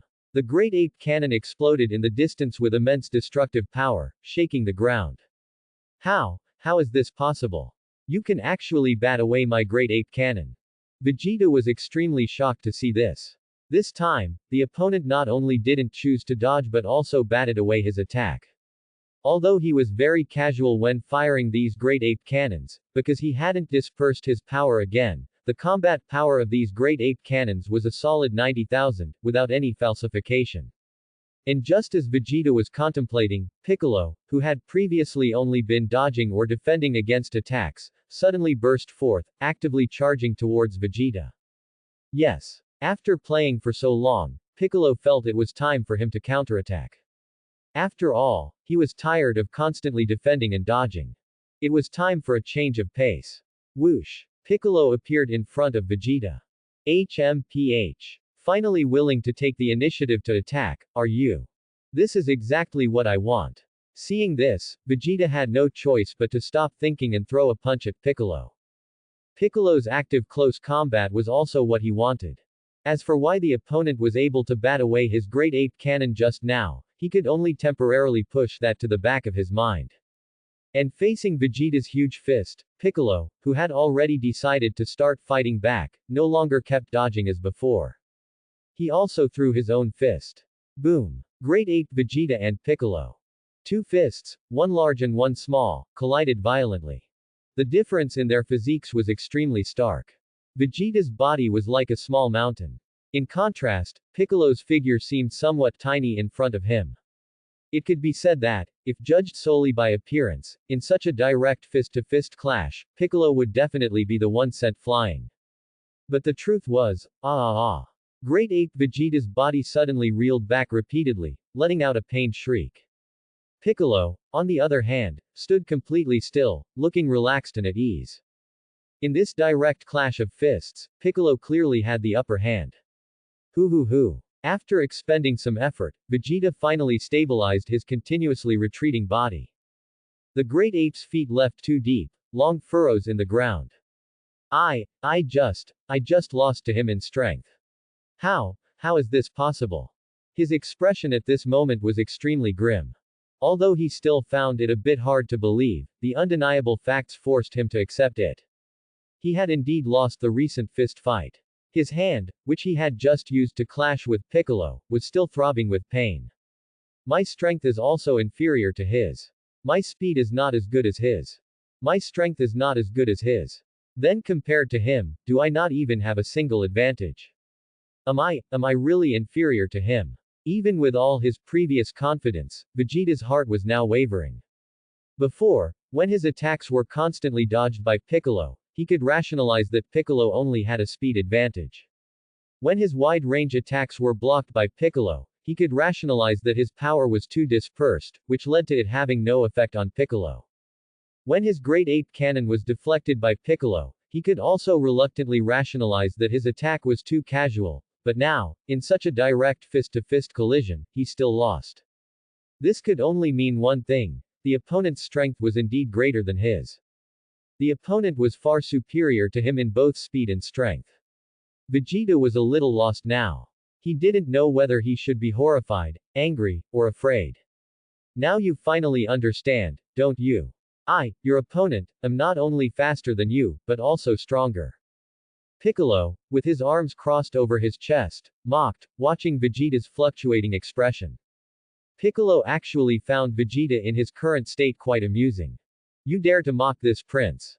Unforgivable. Although he already understood that he was no match for Piccolo, facing the mockery, the wavering Vegeta had no choice but to succumb to madness.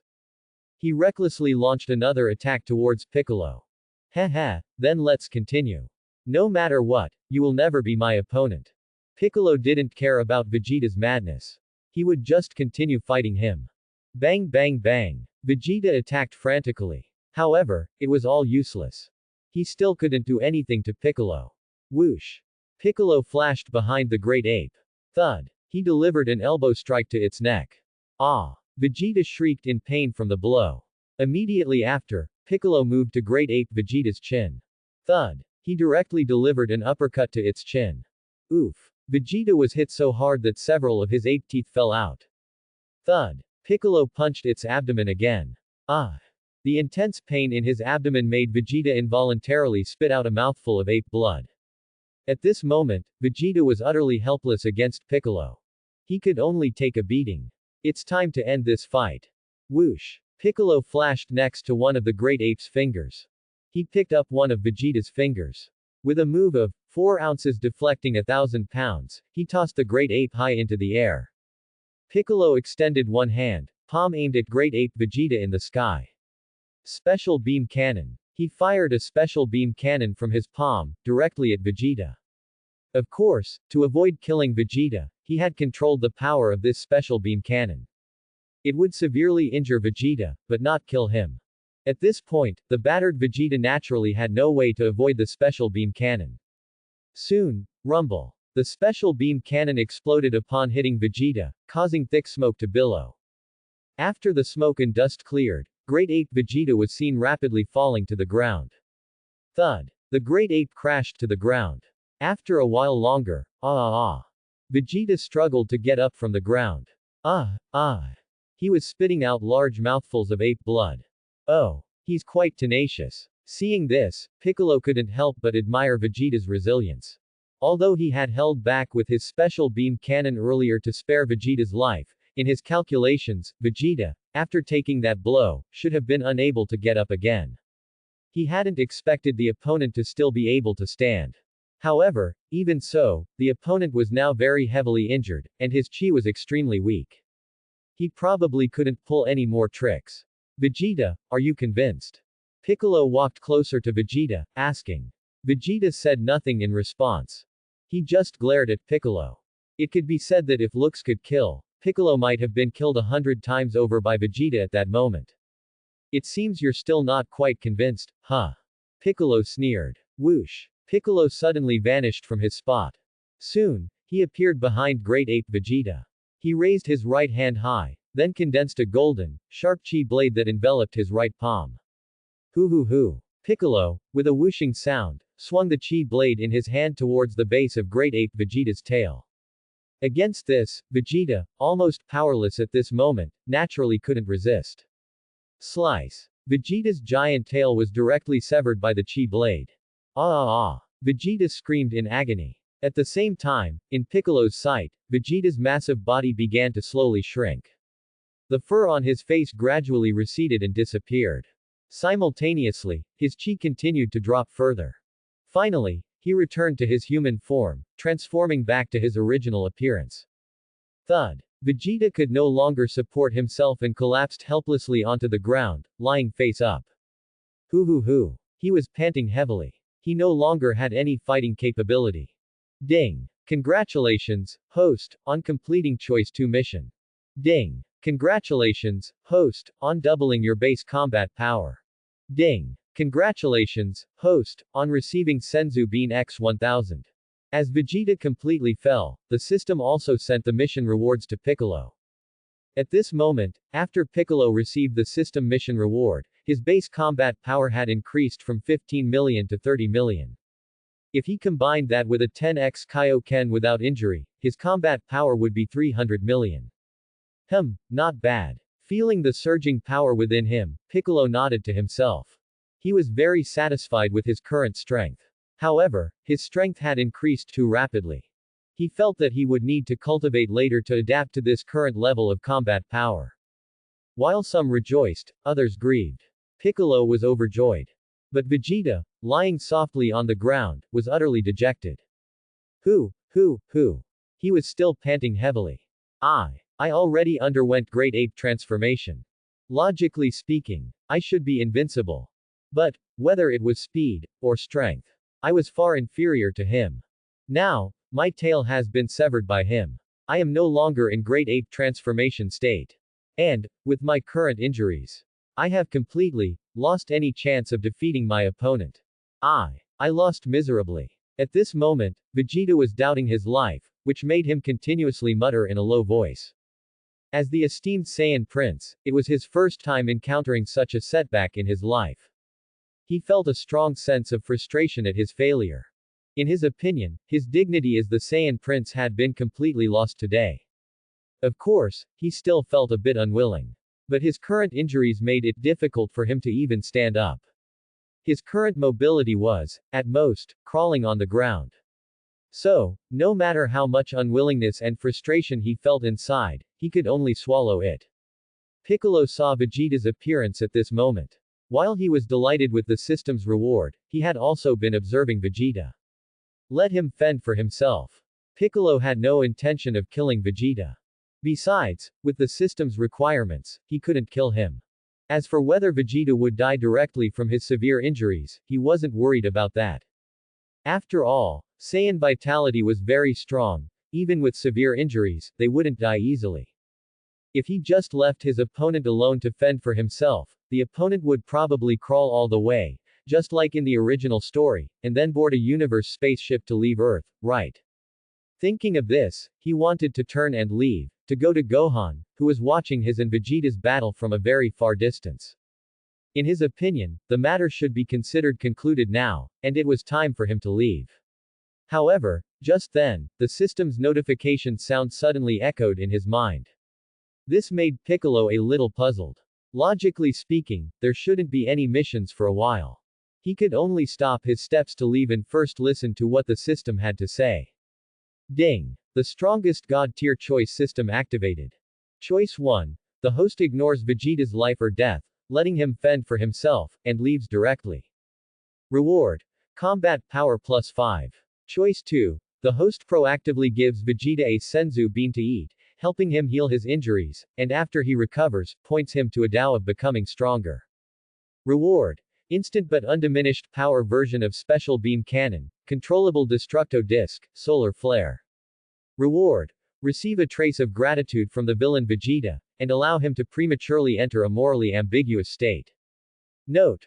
While Vegeta in a morally ambiguous state cannot be considered a good person, he will no longer possess only an evil heart as before, will no longer indiscriminately kill the innocent, and will no longer wantonly destroy. Host, please choose to allow Vegeta to half-step into the Dragon Ball Z Warriors camp. Good heavens, truly good heavens. Piccolo felt the system was incredible. The system had previously prevented him from killing Vegeta. Now, it was even more overtly asking him to make choice 2, to help Vegeta, who was still a villain. So, was this system his, or Vegeta's? However, it was fortunate that this time, unlike the previous two, there was no punishment for the host if he made a choice that didn't align with the system's wishes.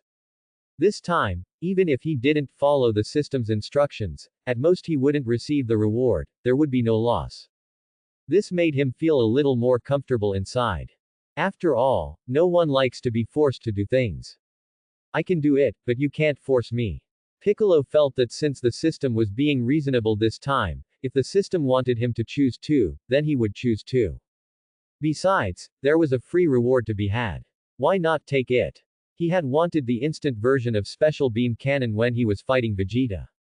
To be able to get it directly now was very good.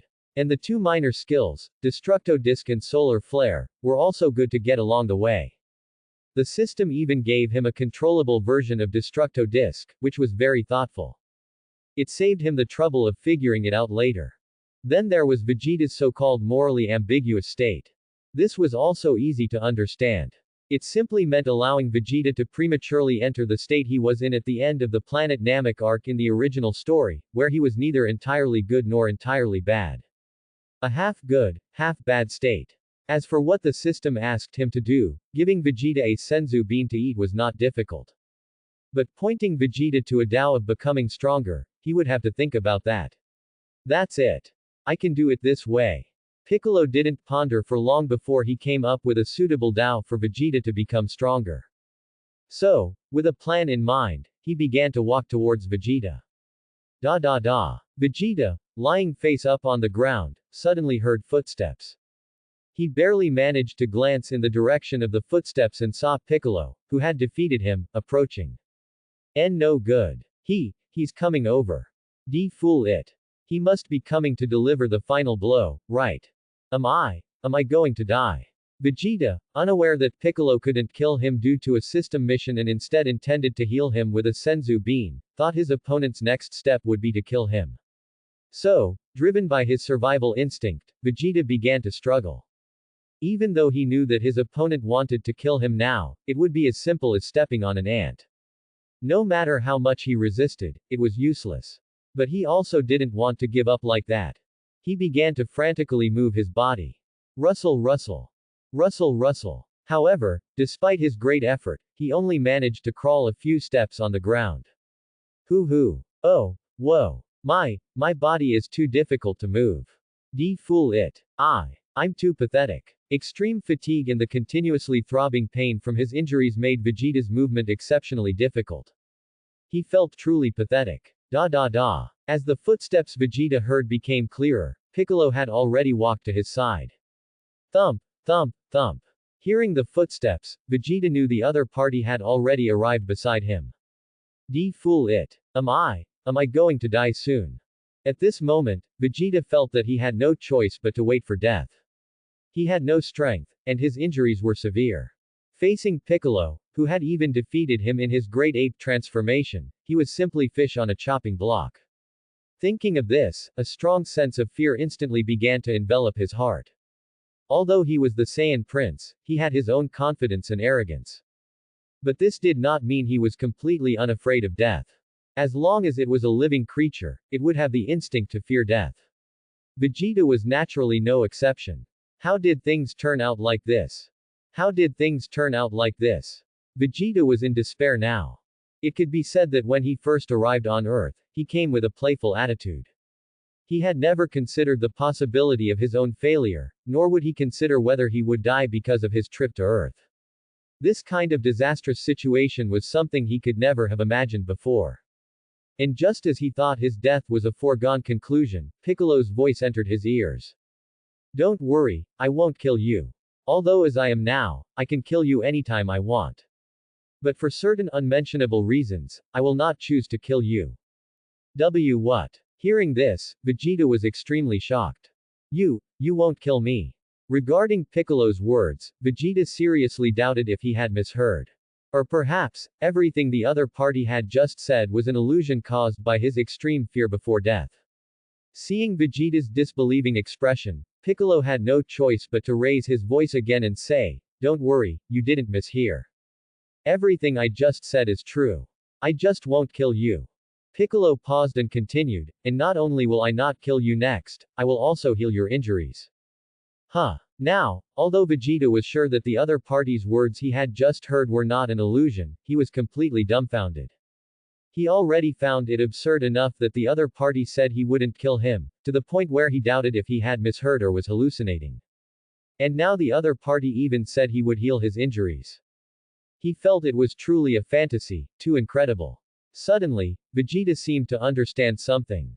He gritted his teeth in anger and said, You're deliberately toying with this prince, aren't you? If you want to kill me, then kill me. Don't think about mocking this prince before his death. Regarding Piccolo's increasingly unbelievable words, Vegeta felt that he had figured it out now. The other party must just want to have some fun and deliberately tease him before his death.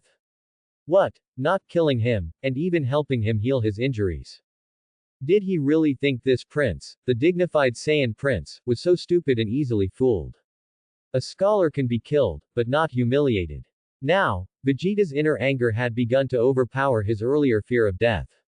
Compared to death, he was even more unwilling to be treated like a fool by others. Looking at Vegeta's angry appearance, Piccolo was also very helpless. He felt that Vegeta's current reaction was actually quite normal. After all, even he himself thought that the words he had just said were absurd, and those words were hard for people to believe. They were not related by blood or friendship, and they were also enemies. When you defeat an enemy, you tell him you won't kill him and will even heal his injuries. A person with a normal mind probably wouldn't believe it, right? There was no other way, he could only prove his words with actions. Otherwise, no matter how much he said, it wouldn't have much effect. Piccolo took out a senzu bean from his storage space. He didn't intend to hand the senzu bean to Vegeta and let him eat it himself. He was going to forcefully stuff the senzu bean into Vegeta's stomach. To complete the system mission, he could only resort to force. Soon, woo-woo-woo. Vegeta, who was being forcibly fed the senzu bean by Piccolo, made a whimpering sound from his mouth. Vegeta didn't know exactly what the other party had fed him. It seemed to be a bean. He remembered that Gohan had also eaten something similar after his battle with Nappa. It seemed to be an item that could restore stamina. Vegeta couldn't be truly sure. But would the other party be so kind as to really treat him and give him such a good thing to eat? He was very suspicious. Thinking this, he wanted to spit out the senzu bean. Eat it obediently. Piccolo naturally stopped him. Gulp. Eventually, Vegeta swallowed the senzu bean under Piccolo's compulsion. At first, Vegeta was still a little flustered. He couldn't understand what trick the other party was playing. But very quickly, Vegeta only felt a warm energy surge through his entire body. The feeling was like soaking in a hot spring, very comfortable. Immediately, he found that all the injuries, big and small, on his body were rapidly healing. His physical strength also quickly recovered to its peak. In the end, except for his clothes, which were still tattered, his body had become as good as new, and he hadn't even suffered any hidden ailments. Ah, I've completely recovered. Is it because of that thing he just gave me to eat that it had an effect? That seemed to be a bean. Vegeta felt a little incredible. The Frieza Force, which he belonged to, also had a medical device that could treat the injuries of combat personnel. It was a medical device that achieved a complete recovery effect by placing the injured person in the treatment liquid stored inside the device for a full body immersion. Although both could heal the injured, it was clear that the bean Piccolo had just forced him to eat had a much stronger healing effect than the Frieza Force's medical device. Because compared to the long time it took for the medical device to treat the injured, that miraculous bean only needed a few seconds to completely heal the injured person who ate it. While marveling at the senzu bean, Vegeta also found that the power within his body had greatly increased compared to before. He understood that this was the Saiyan's characteristic of greatly increasing their combat power after being revived from near death. Feeling the greatly increased power in his body at this moment, Vegeta couldn't help but let out a burst of chi. He was enveloped in a strong white aura. It seems the senzu bean wasn't eaten in vain, you've recovered well. Looking at the healed Vegeta, Piccolo nodded with satisfaction. Next, he only needed to point Vegeta to a Tao of becoming stronger, and his system mission would be completed. And Piccolo's voice, carrying a tone of satisfaction, also brought Vegeta, who was currently in a burst of chi, back to his senses. Vegeta retracted the white aura. Then he looked at Piccolo with a gaze full of incomprehension. Although Vegeta had previously believed that the things the opponent said about not killing him and even treating him were likely just him being mocked. But the opponent's actual actions made him understand. The opponent had no intention of mocking him. Surely, the opponent wouldn't waste such a precious bean just to mock him by letting him eat it to heal his injuries. Yes, from Vegeta's perspective, a miraculous item like the senzu bean was extremely precious. After all, he did not know that Piccolo possessed thousands of senzu beans granted by the system. However, although he now understood that everything the opponent said was true, Vegeta's inner confusion did not lessen because of this. Instead, he became even more puzzled. Why would you? He asked Piccolo, utterly bewildered. The reason I did that is because I have some reasons I cannot explicitly state. Naturally, Piccolo had no way to explain Vegeta's confusion. After all, he couldn't possibly tell Vegeta that he chose to do it because he needed to complete a system mission, could he? Even if he told him, the opponent would definitely not believe him, and would instead start thinking he was tricking him again. Piccolo naturally wouldn't do something so thankless. Reasons you cannot explicitly state. Vegeta was even more confused. Yes, so even if you continue to ask, I won't answer you. In any case, I just did it. Piccolo replied further. HMPH. If you won't talk, then don't talk. Seeing that Piccolo had no intention of clearing up his confusion, Vegeta could only give up on questioning him further. However, Vegeta quickly spoke again. Although I still don't know why you let me go and healed me. But don't think that just because you treated me this way, this prince will feel grateful. This prince will defeat you one day. Not just you. Even your disciple Gohan and that Kakarot whom I have never met. This prince will step on them sooner or later. I will make you regret letting me go today. As Vegeta spoke these words, his fists were clenched, and his tone was extremely arrogant. However, Piccolo was completely indifferent to Vegeta's arrogant tone and the threats he issued. He merely chuckled and said with a mocking tone, "Oh, well, I'm quite looking forward to it.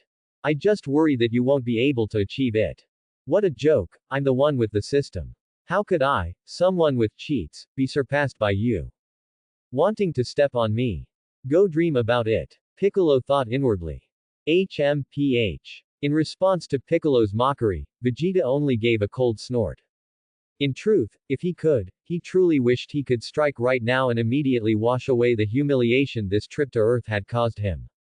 But Vegeta understood. Even though his strength had greatly increased after his near-death recovery, he still couldn't possibly be Piccolo's opponent right now.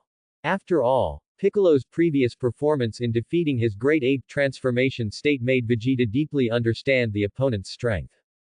As a side note, after Vegeta's near-death recovery, not only did his strength greatly increase, but just like in the original work, he had also learned the skill of sensing chi at this time. However, because Piccolo immediately concealed most of his aura after the battle ended. Therefore, even though Vegeta now knew how to use chi to sense strength, he still had no way of determining Piccolo's true power. Thus, he currently judged Piccolo's strength mainly based on the opponent's performance during their previous battle following his Great Ape transformation. Since you won't kill me, then I will go take the universe spaceship and leave Earth. I hope you don't regret this. Saying this, Vegeta prepared to turn and leave. He needed to leave Earth quickly. Then find a way to further increase his strength, so that he could return to Earth later and find these people to wash away today's humiliation. Wait, don't leave yet. Seeing this, Piccolo quickly spoke up to stop him. Half of his system mission was still incomplete, he couldn't let Vegeta just walk away. What is it? Is it because you heard what I just said? Are you worried that I will seek revenge once I become stronger? So you changed your mind and are going to kill me now? Vegeta had already turned his body halfway, and seeing Piccolo speak up to stop him, he could only turn his head to look at the opponent and ask. He couldn't help but suspect that his previous words had provoked the opponent, causing him to temporarily change his mind and decide to kill him. Don't worry, I haven't changed my mind about killing you. I just have a few more things to say to you, Piccolo said. Huh. Vegeta was confused. He didn't know what else the opponent could possibly want to say to him, given that he wasn't going to kill him. However, he could only listen and temporarily halt his intention to leave. After all, given Piccolo's strength, which was far superior to his own, if the opponent wanted to stop him from leaving, or went back on his word and decided to kill him again, he would have no way to resist. Seeing Vegeta stop, Piccolo continued. Vegeta, what do you think of my strength? Your strength? Vegeta was slightly puzzled, he didn't understand why the opponent suddenly asked this. Nevertheless, he replied. Your strength is certainly very great, at least for now, it's considerably stronger than mine. Then how strong do you think my true power is specifically? For example, if we use the power level values from the scouters you used to wear, how much battle power do you think I roughly have? Piccolo continued to ask. Around 100,000 or so. Vegeta thought for a moment, then said. In his mind, Piccolo, who could defeat his Great Ape transformation state, displayed a power level roughly around that value. Only around 100,000. Piccolo curled his lips and said with a half smile. Only. What else? How much more battle power could you possibly have? Vegeta was confused. He did not feel that stating a power level of over 100,000 was underestimating Piccolo. In fact, even now, he couldn't figure it out. Why a small place like Earth would actually have someone as formidable as Piccolo. His strength was enough to contend with Ginyu, the captain of the Ginyu force. And who was Ginyu? He was an existence within the Frieza force whose strength was second only to the boss, Frieza. The undisputed number 2 figure in the Frieza force. Therefore, in Vegeta's view, a battle power value of over 100,000 which could rival Captain Ginyu's strength, surely wasn't underestimating him, right? Vegeta, although your scouter has long been destroyed, you should have already learned to sense chi by now, right? Piccolo asked. Although he had read the original story and knew that Vegeta must have learned to sense chi after his near-death recovery. But in order not to seem too strange, he asked knowingly. Huh. Vegeta was startled. He hadn't expected Piccolo to know so much about his situation. However, he felt there was nothing to hide. So he honestly replied, yes. Very well, in a moment, I will show you even greater strength. You should use your chi to properly sense the power I am about to display. Saying this, Piccolo immediately put a large distance between himself and Vegeta. He struck a pose, ready to unleash his chi. Stronger power. Hearing this, Vegeta couldn't help but feel a huge question mark rise in his heart. Listening to what he said. Could it be that he hadn't used his full power when fighting his great ape transformation earlier? But how could that be? Piccolo's mouth curved slightly upward as he said, just watch. Ah. In Vegeta's perception, Piccolo, who was clenching his fists and half-crouched, began to slowly strengthen his aura. As white flames of chi began to emanate from Piccolo's entire body, the surrounding environment started to stir up wind. Whoosh, whoosh. The white flames of chi continuously strengthened, and the surrounding winds grew increasingly fierce. Seeing this, Vegeta remained relatively calm. In his senses, although Piccolo's chi was constantly increasing, its intensity was still within the scope of his understanding. If it was only this level, although it was already stronger than him, it wasn't enough to surprise him. As for Vegeta's composure, Piccolo seemed to be able to guess what he was thinking. In response, he immediately reacted. Ah. In an instant, Piccolo abruptly increased the white flames of chi surrounding his body by a significant margin. Then, the intensity of his aura began to continuously soar at a rate far exceeding the previous one. Whoosh, whoosh, whoosh. The white flames of chi became increasingly violent, stirring up a strong destructive storm for hundreds of miles around. What exactly is he? At this moment, Vegeta was no longer calm. His face was now filled with shock. Piccolo's aura intensity had now begun to exceed the scope of his understanding. The opponent's power had begun to step into a realm he could not comprehend. However, Piccolo's chi did not stop strengthening because of Vegeta's shock. Its intensity continued to soar relentlessly. Whoosh, whoosh, whoosh. Shish, shish, shish. The destructive storm caused by the white flames of chi blew up all the gravel on the ground for hundreds of miles, like flying sand and rolling stones. Rumble. The ground Piccolo stood on was trembling violently and collapsing downward. The ground cracked, and the earth shook and the mountains swayed. Cracks continuously spread and extended wildly in all directions, centered on Piccolo. Awoo. At this point, Vegeta had no choice but to arch his back and hold his hands in front of him, resisting the residual waves emanating from Piccolo's aura. However, as the residual waves grew fiercer, Vegeta realized. Even though he was struggling to resist the impact caused by the residual waves, his figure was still subtly becoming increasingly unstable. It felt as if he would be blown down to the ground by the residual waves in the next second. He had fully experienced with his own body Piccolo's immense power, which was strong enough to suffocate him just by its aura alone. Ah! Ah! Ah! Finally, Piccolo completely revealed his base battle power, which exceeded 30 million. Whoosh! Whoosh! Whoosh! The intensely flashing white flames of chi around his body seemed capable of tearing through the sky and piercing the firmament. Whoosh! Whoosh! Whoosh! At this moment, the high altitude was cloudless for thousands of miles. The strong destructive storm blew away the clouds within a 10,000-mile radius, causing them to completely vanish. Rumble. The entire surface of the earth was trembling non-stop at this moment. Mountains roared and seas surged. The world changed color. Thud. At this moment, Vegeta finally succumbed to the intense residual waves emanating from Piccolo's aura. And stumbled heavily, falling to the ground. He hadn't expected that Piccolo's aura alone would be enough to prevent him from standing firm. It could be said that Piccolo's immense power had completely exceeded his imagination. It was an unbelievable, miraculous level of power. After a while, perhaps sensing that the power display was sufficient, Piccolo withdrew from his power burst state and retracted his aura. He chuckled and asked Vegeta, How was that? Do you still think my battle power is only 100,000 something? Vegeta was too shocked to know how to respond. Previously, he thought Frieza was unfathomable.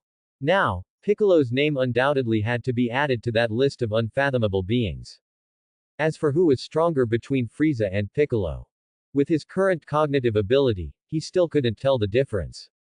However, he at least understood how ridiculous his previous analysis, that Piccolo's battle power was only 100,000 something, had been. As for Captain Ginyu, that guy's power was at most 100,000 something. It could be said that his power wasn't even worthy of carrying Piccolo's shoes. Do you want to know why my power is so strong? And also, do you want to become stronger? If you do, I can tell you a method to cultivate. Sensing the time was right, Piccolo stared at Vegeta and asked. After so much build-up, he felt that he was close to completing the system mission of pointing Vegeta toward a Tao of becoming stronger.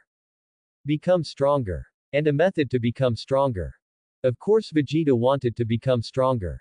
Whether it was his previous crushing defeat, or the battle power Piccolo had just displayed for him, both made him want to become stronger more than ever before.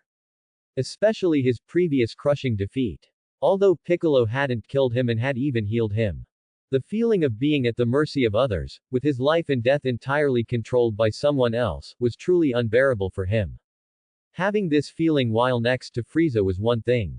Now, on Earth, he was experiencing that feeling yet again.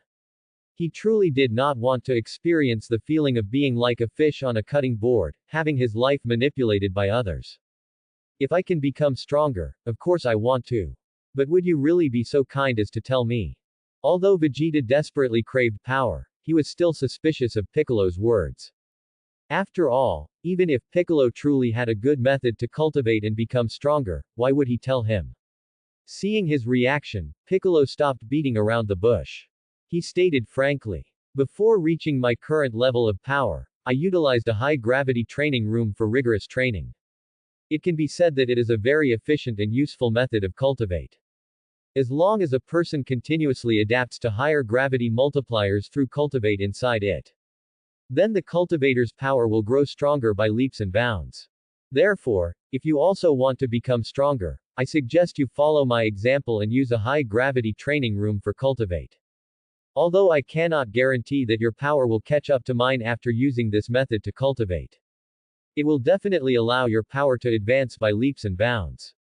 Of course, Piccolo would not tell Vegeta that besides using the high-gravity training room for cultivate, he could also rely on the system to help him grow stronger. And the method of using the system to grow stronger was something Vegeta could never learn. After Vegeta heard his words, he fell into contemplation. Suddenly, he seemed to think of something. He spoke to Piccolo in a tone filled with doubt. Although I don't entirely doubt the effectiveness of the cultivate method you mentioned, I believe the actual effect of cultivate is unlikely to be as good as you claim. Seeing this, Vegeta paused, then continued. Let me put it this way. Before planet Vegeta was destroyed, most of us Saiyan lived upon it.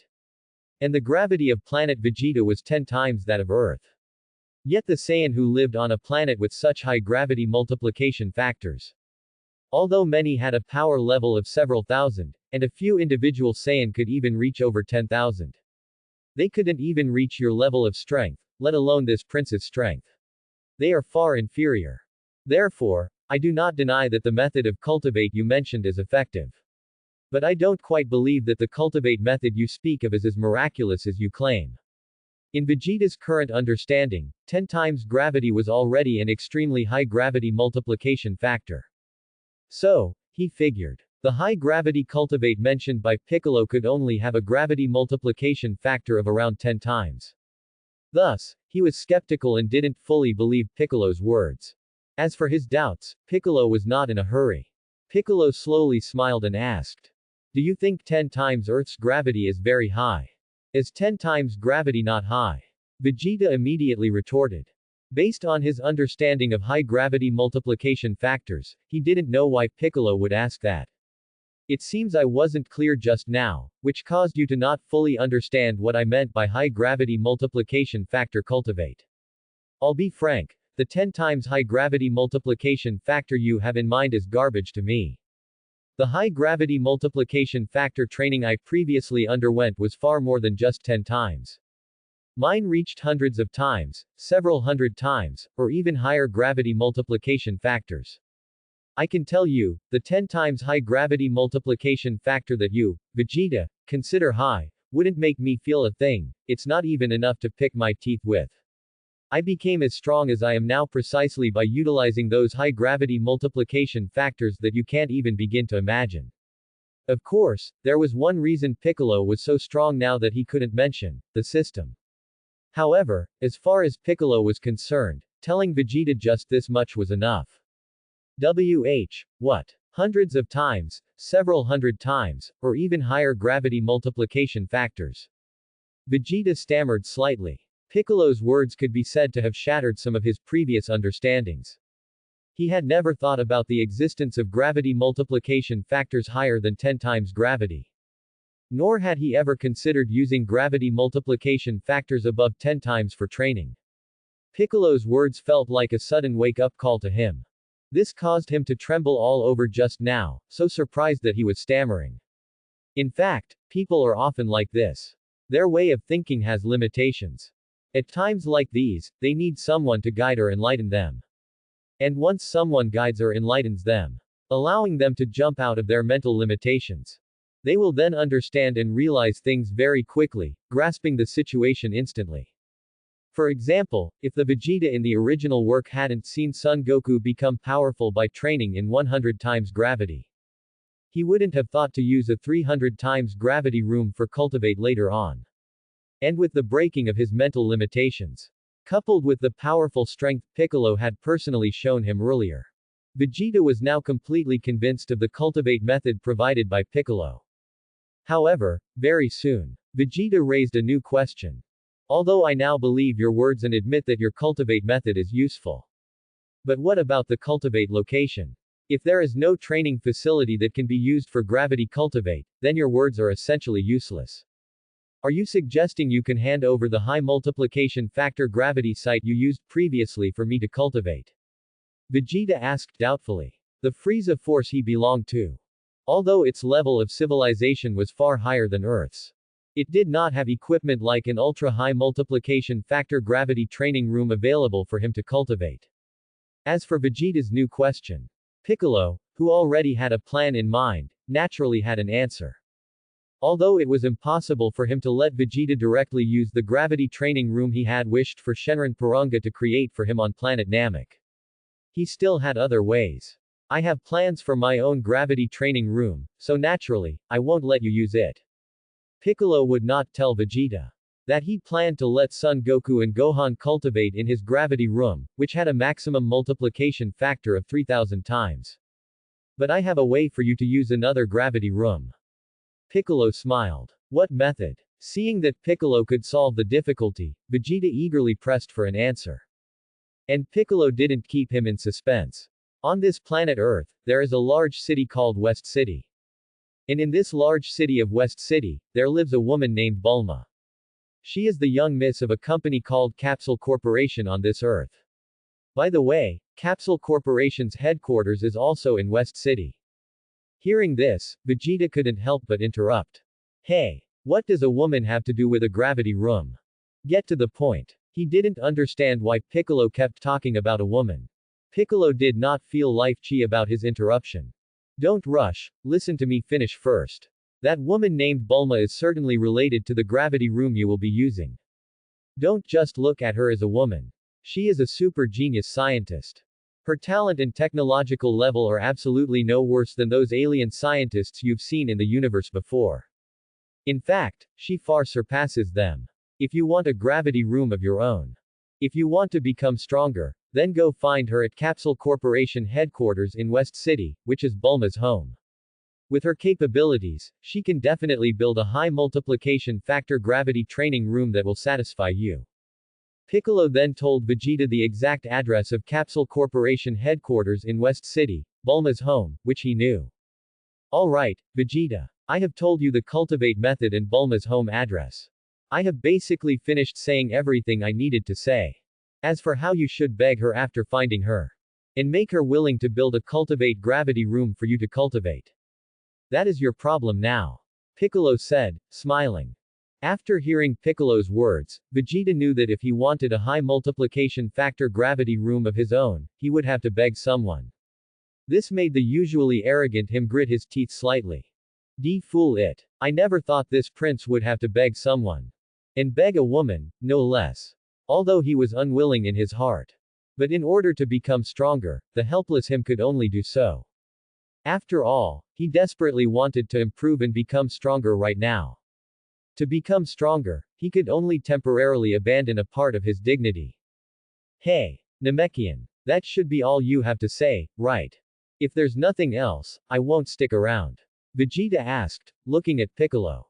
Having been shown a doubt to become stronger by Piccolo, he was already impatient to leave.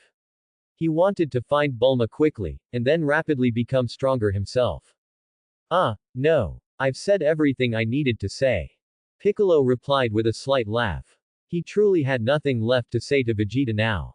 It was then that the system's notification sound finally rang out in his mind. Ding. Congratulations, host, on completing Selection 2's mission.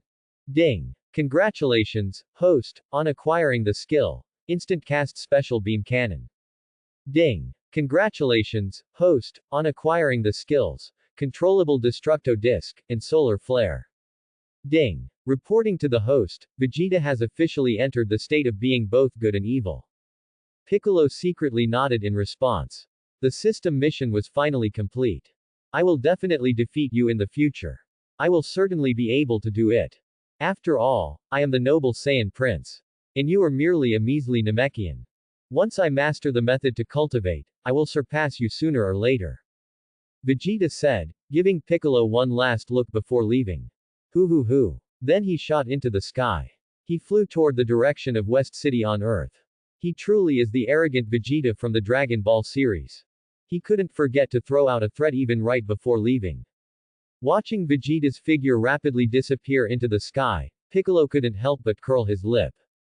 He was not worried that Vegeta would act violently after going to Bulma's place. After all, in the original Dragon Ball story, Vegeta and Bulma were destined to become a couple later on. Now, with his push, the two of them were simply meeting earlier, there shouldn't be any problems. Furthermore, there was the system backing him up. Since Vegeta had already entered the state of being both good and evil, as he was in the original story, the other party presumably would no longer pose a threat to Earth. After completing all this, Piccolo said to Gohan, who was in the distance. Gohan, you can come over now. Okay. Uncle Piccolo. So Gohan quickly strode toward Piccolo. Actually, not long after Vegeta was defeated by Piccolo, Gohan had wanted to actively go over to Piccolo. But he had only taken a few steps then. He was stopped by Piccolo, who had received the system mission requiring him to heal Vegeta and show him the Tao to become stronger. To facilitate the completion of the system mission, Piccolo used telepathy to ask Gohan to wait in the distance for a while longer. Gohan then did as he was told. And he waited until now. Uncle Piccolo, why didn't you kill that Saiyan, and why did you even heal him with a Senzu bean? What did you talk to him about later, and why did you show him your power? Gohan asked curiously. Your master had his reasons for doing that. Don't ask about it, Piccolo said, patting Gohan's head. He didn't want to explain these matters in detail. Alright. Gohan nodded obediently. Trusting Piccolo completely, he did not press the issue. Gohan, the matters here on Earth are more or less handled. Next, I will take you to King Kai's planet. It's time for you to reunite with your father. Gohan naturally did not object to this. He had not seen his father, Son Goku, for a year, and he missed him quite a bit. Whoosh. Soon, Piccolo took Gohan and used instant transmission to disappear from the spot. King Kai's planet. Seeing Piccolo and Gohan arrive, everyone rushed to greet them. Although they were somewhat confused by Piccolo's recent actions, the Saiyan incident had finally come to an end. Therefore, their faces were all alight with smiles. Dad. Upon seeing Son Goku, Gohan was extremely excited, and he immediately threw himself onto his father.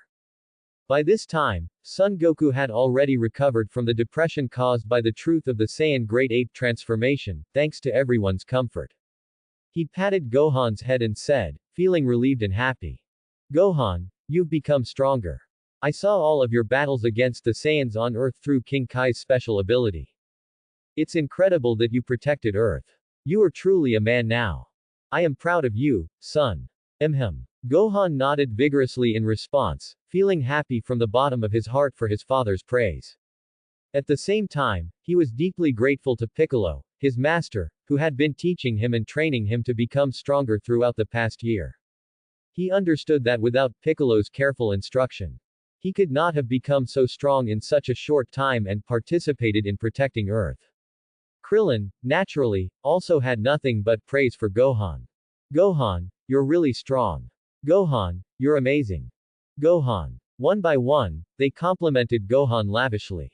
Piccolo watched these scenes unfold. To be honest, he felt quite a sense of accomplishment. It could be said that the current Gohan was a masterpiece he had created single-handedly. Seeing others praised Gohan made him happy too. Perhaps this was the feeling of being a so-called real dad. After a little more time passed, Piccolo felt that their reunion was sufficient.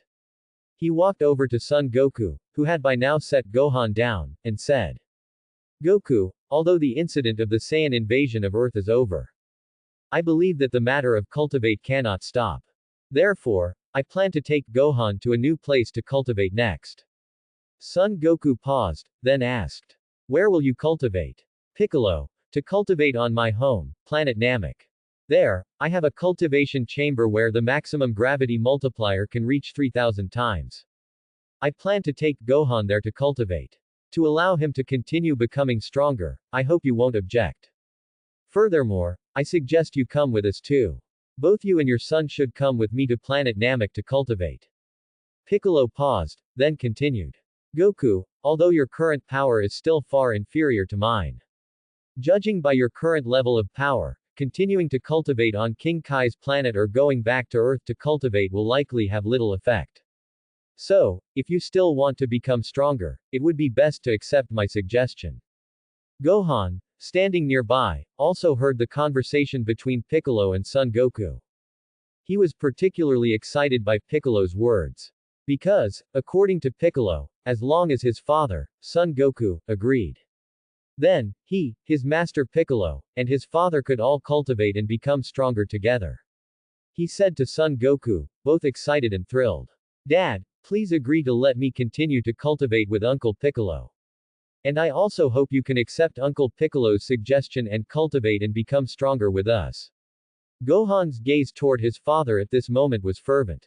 Thanks for watching.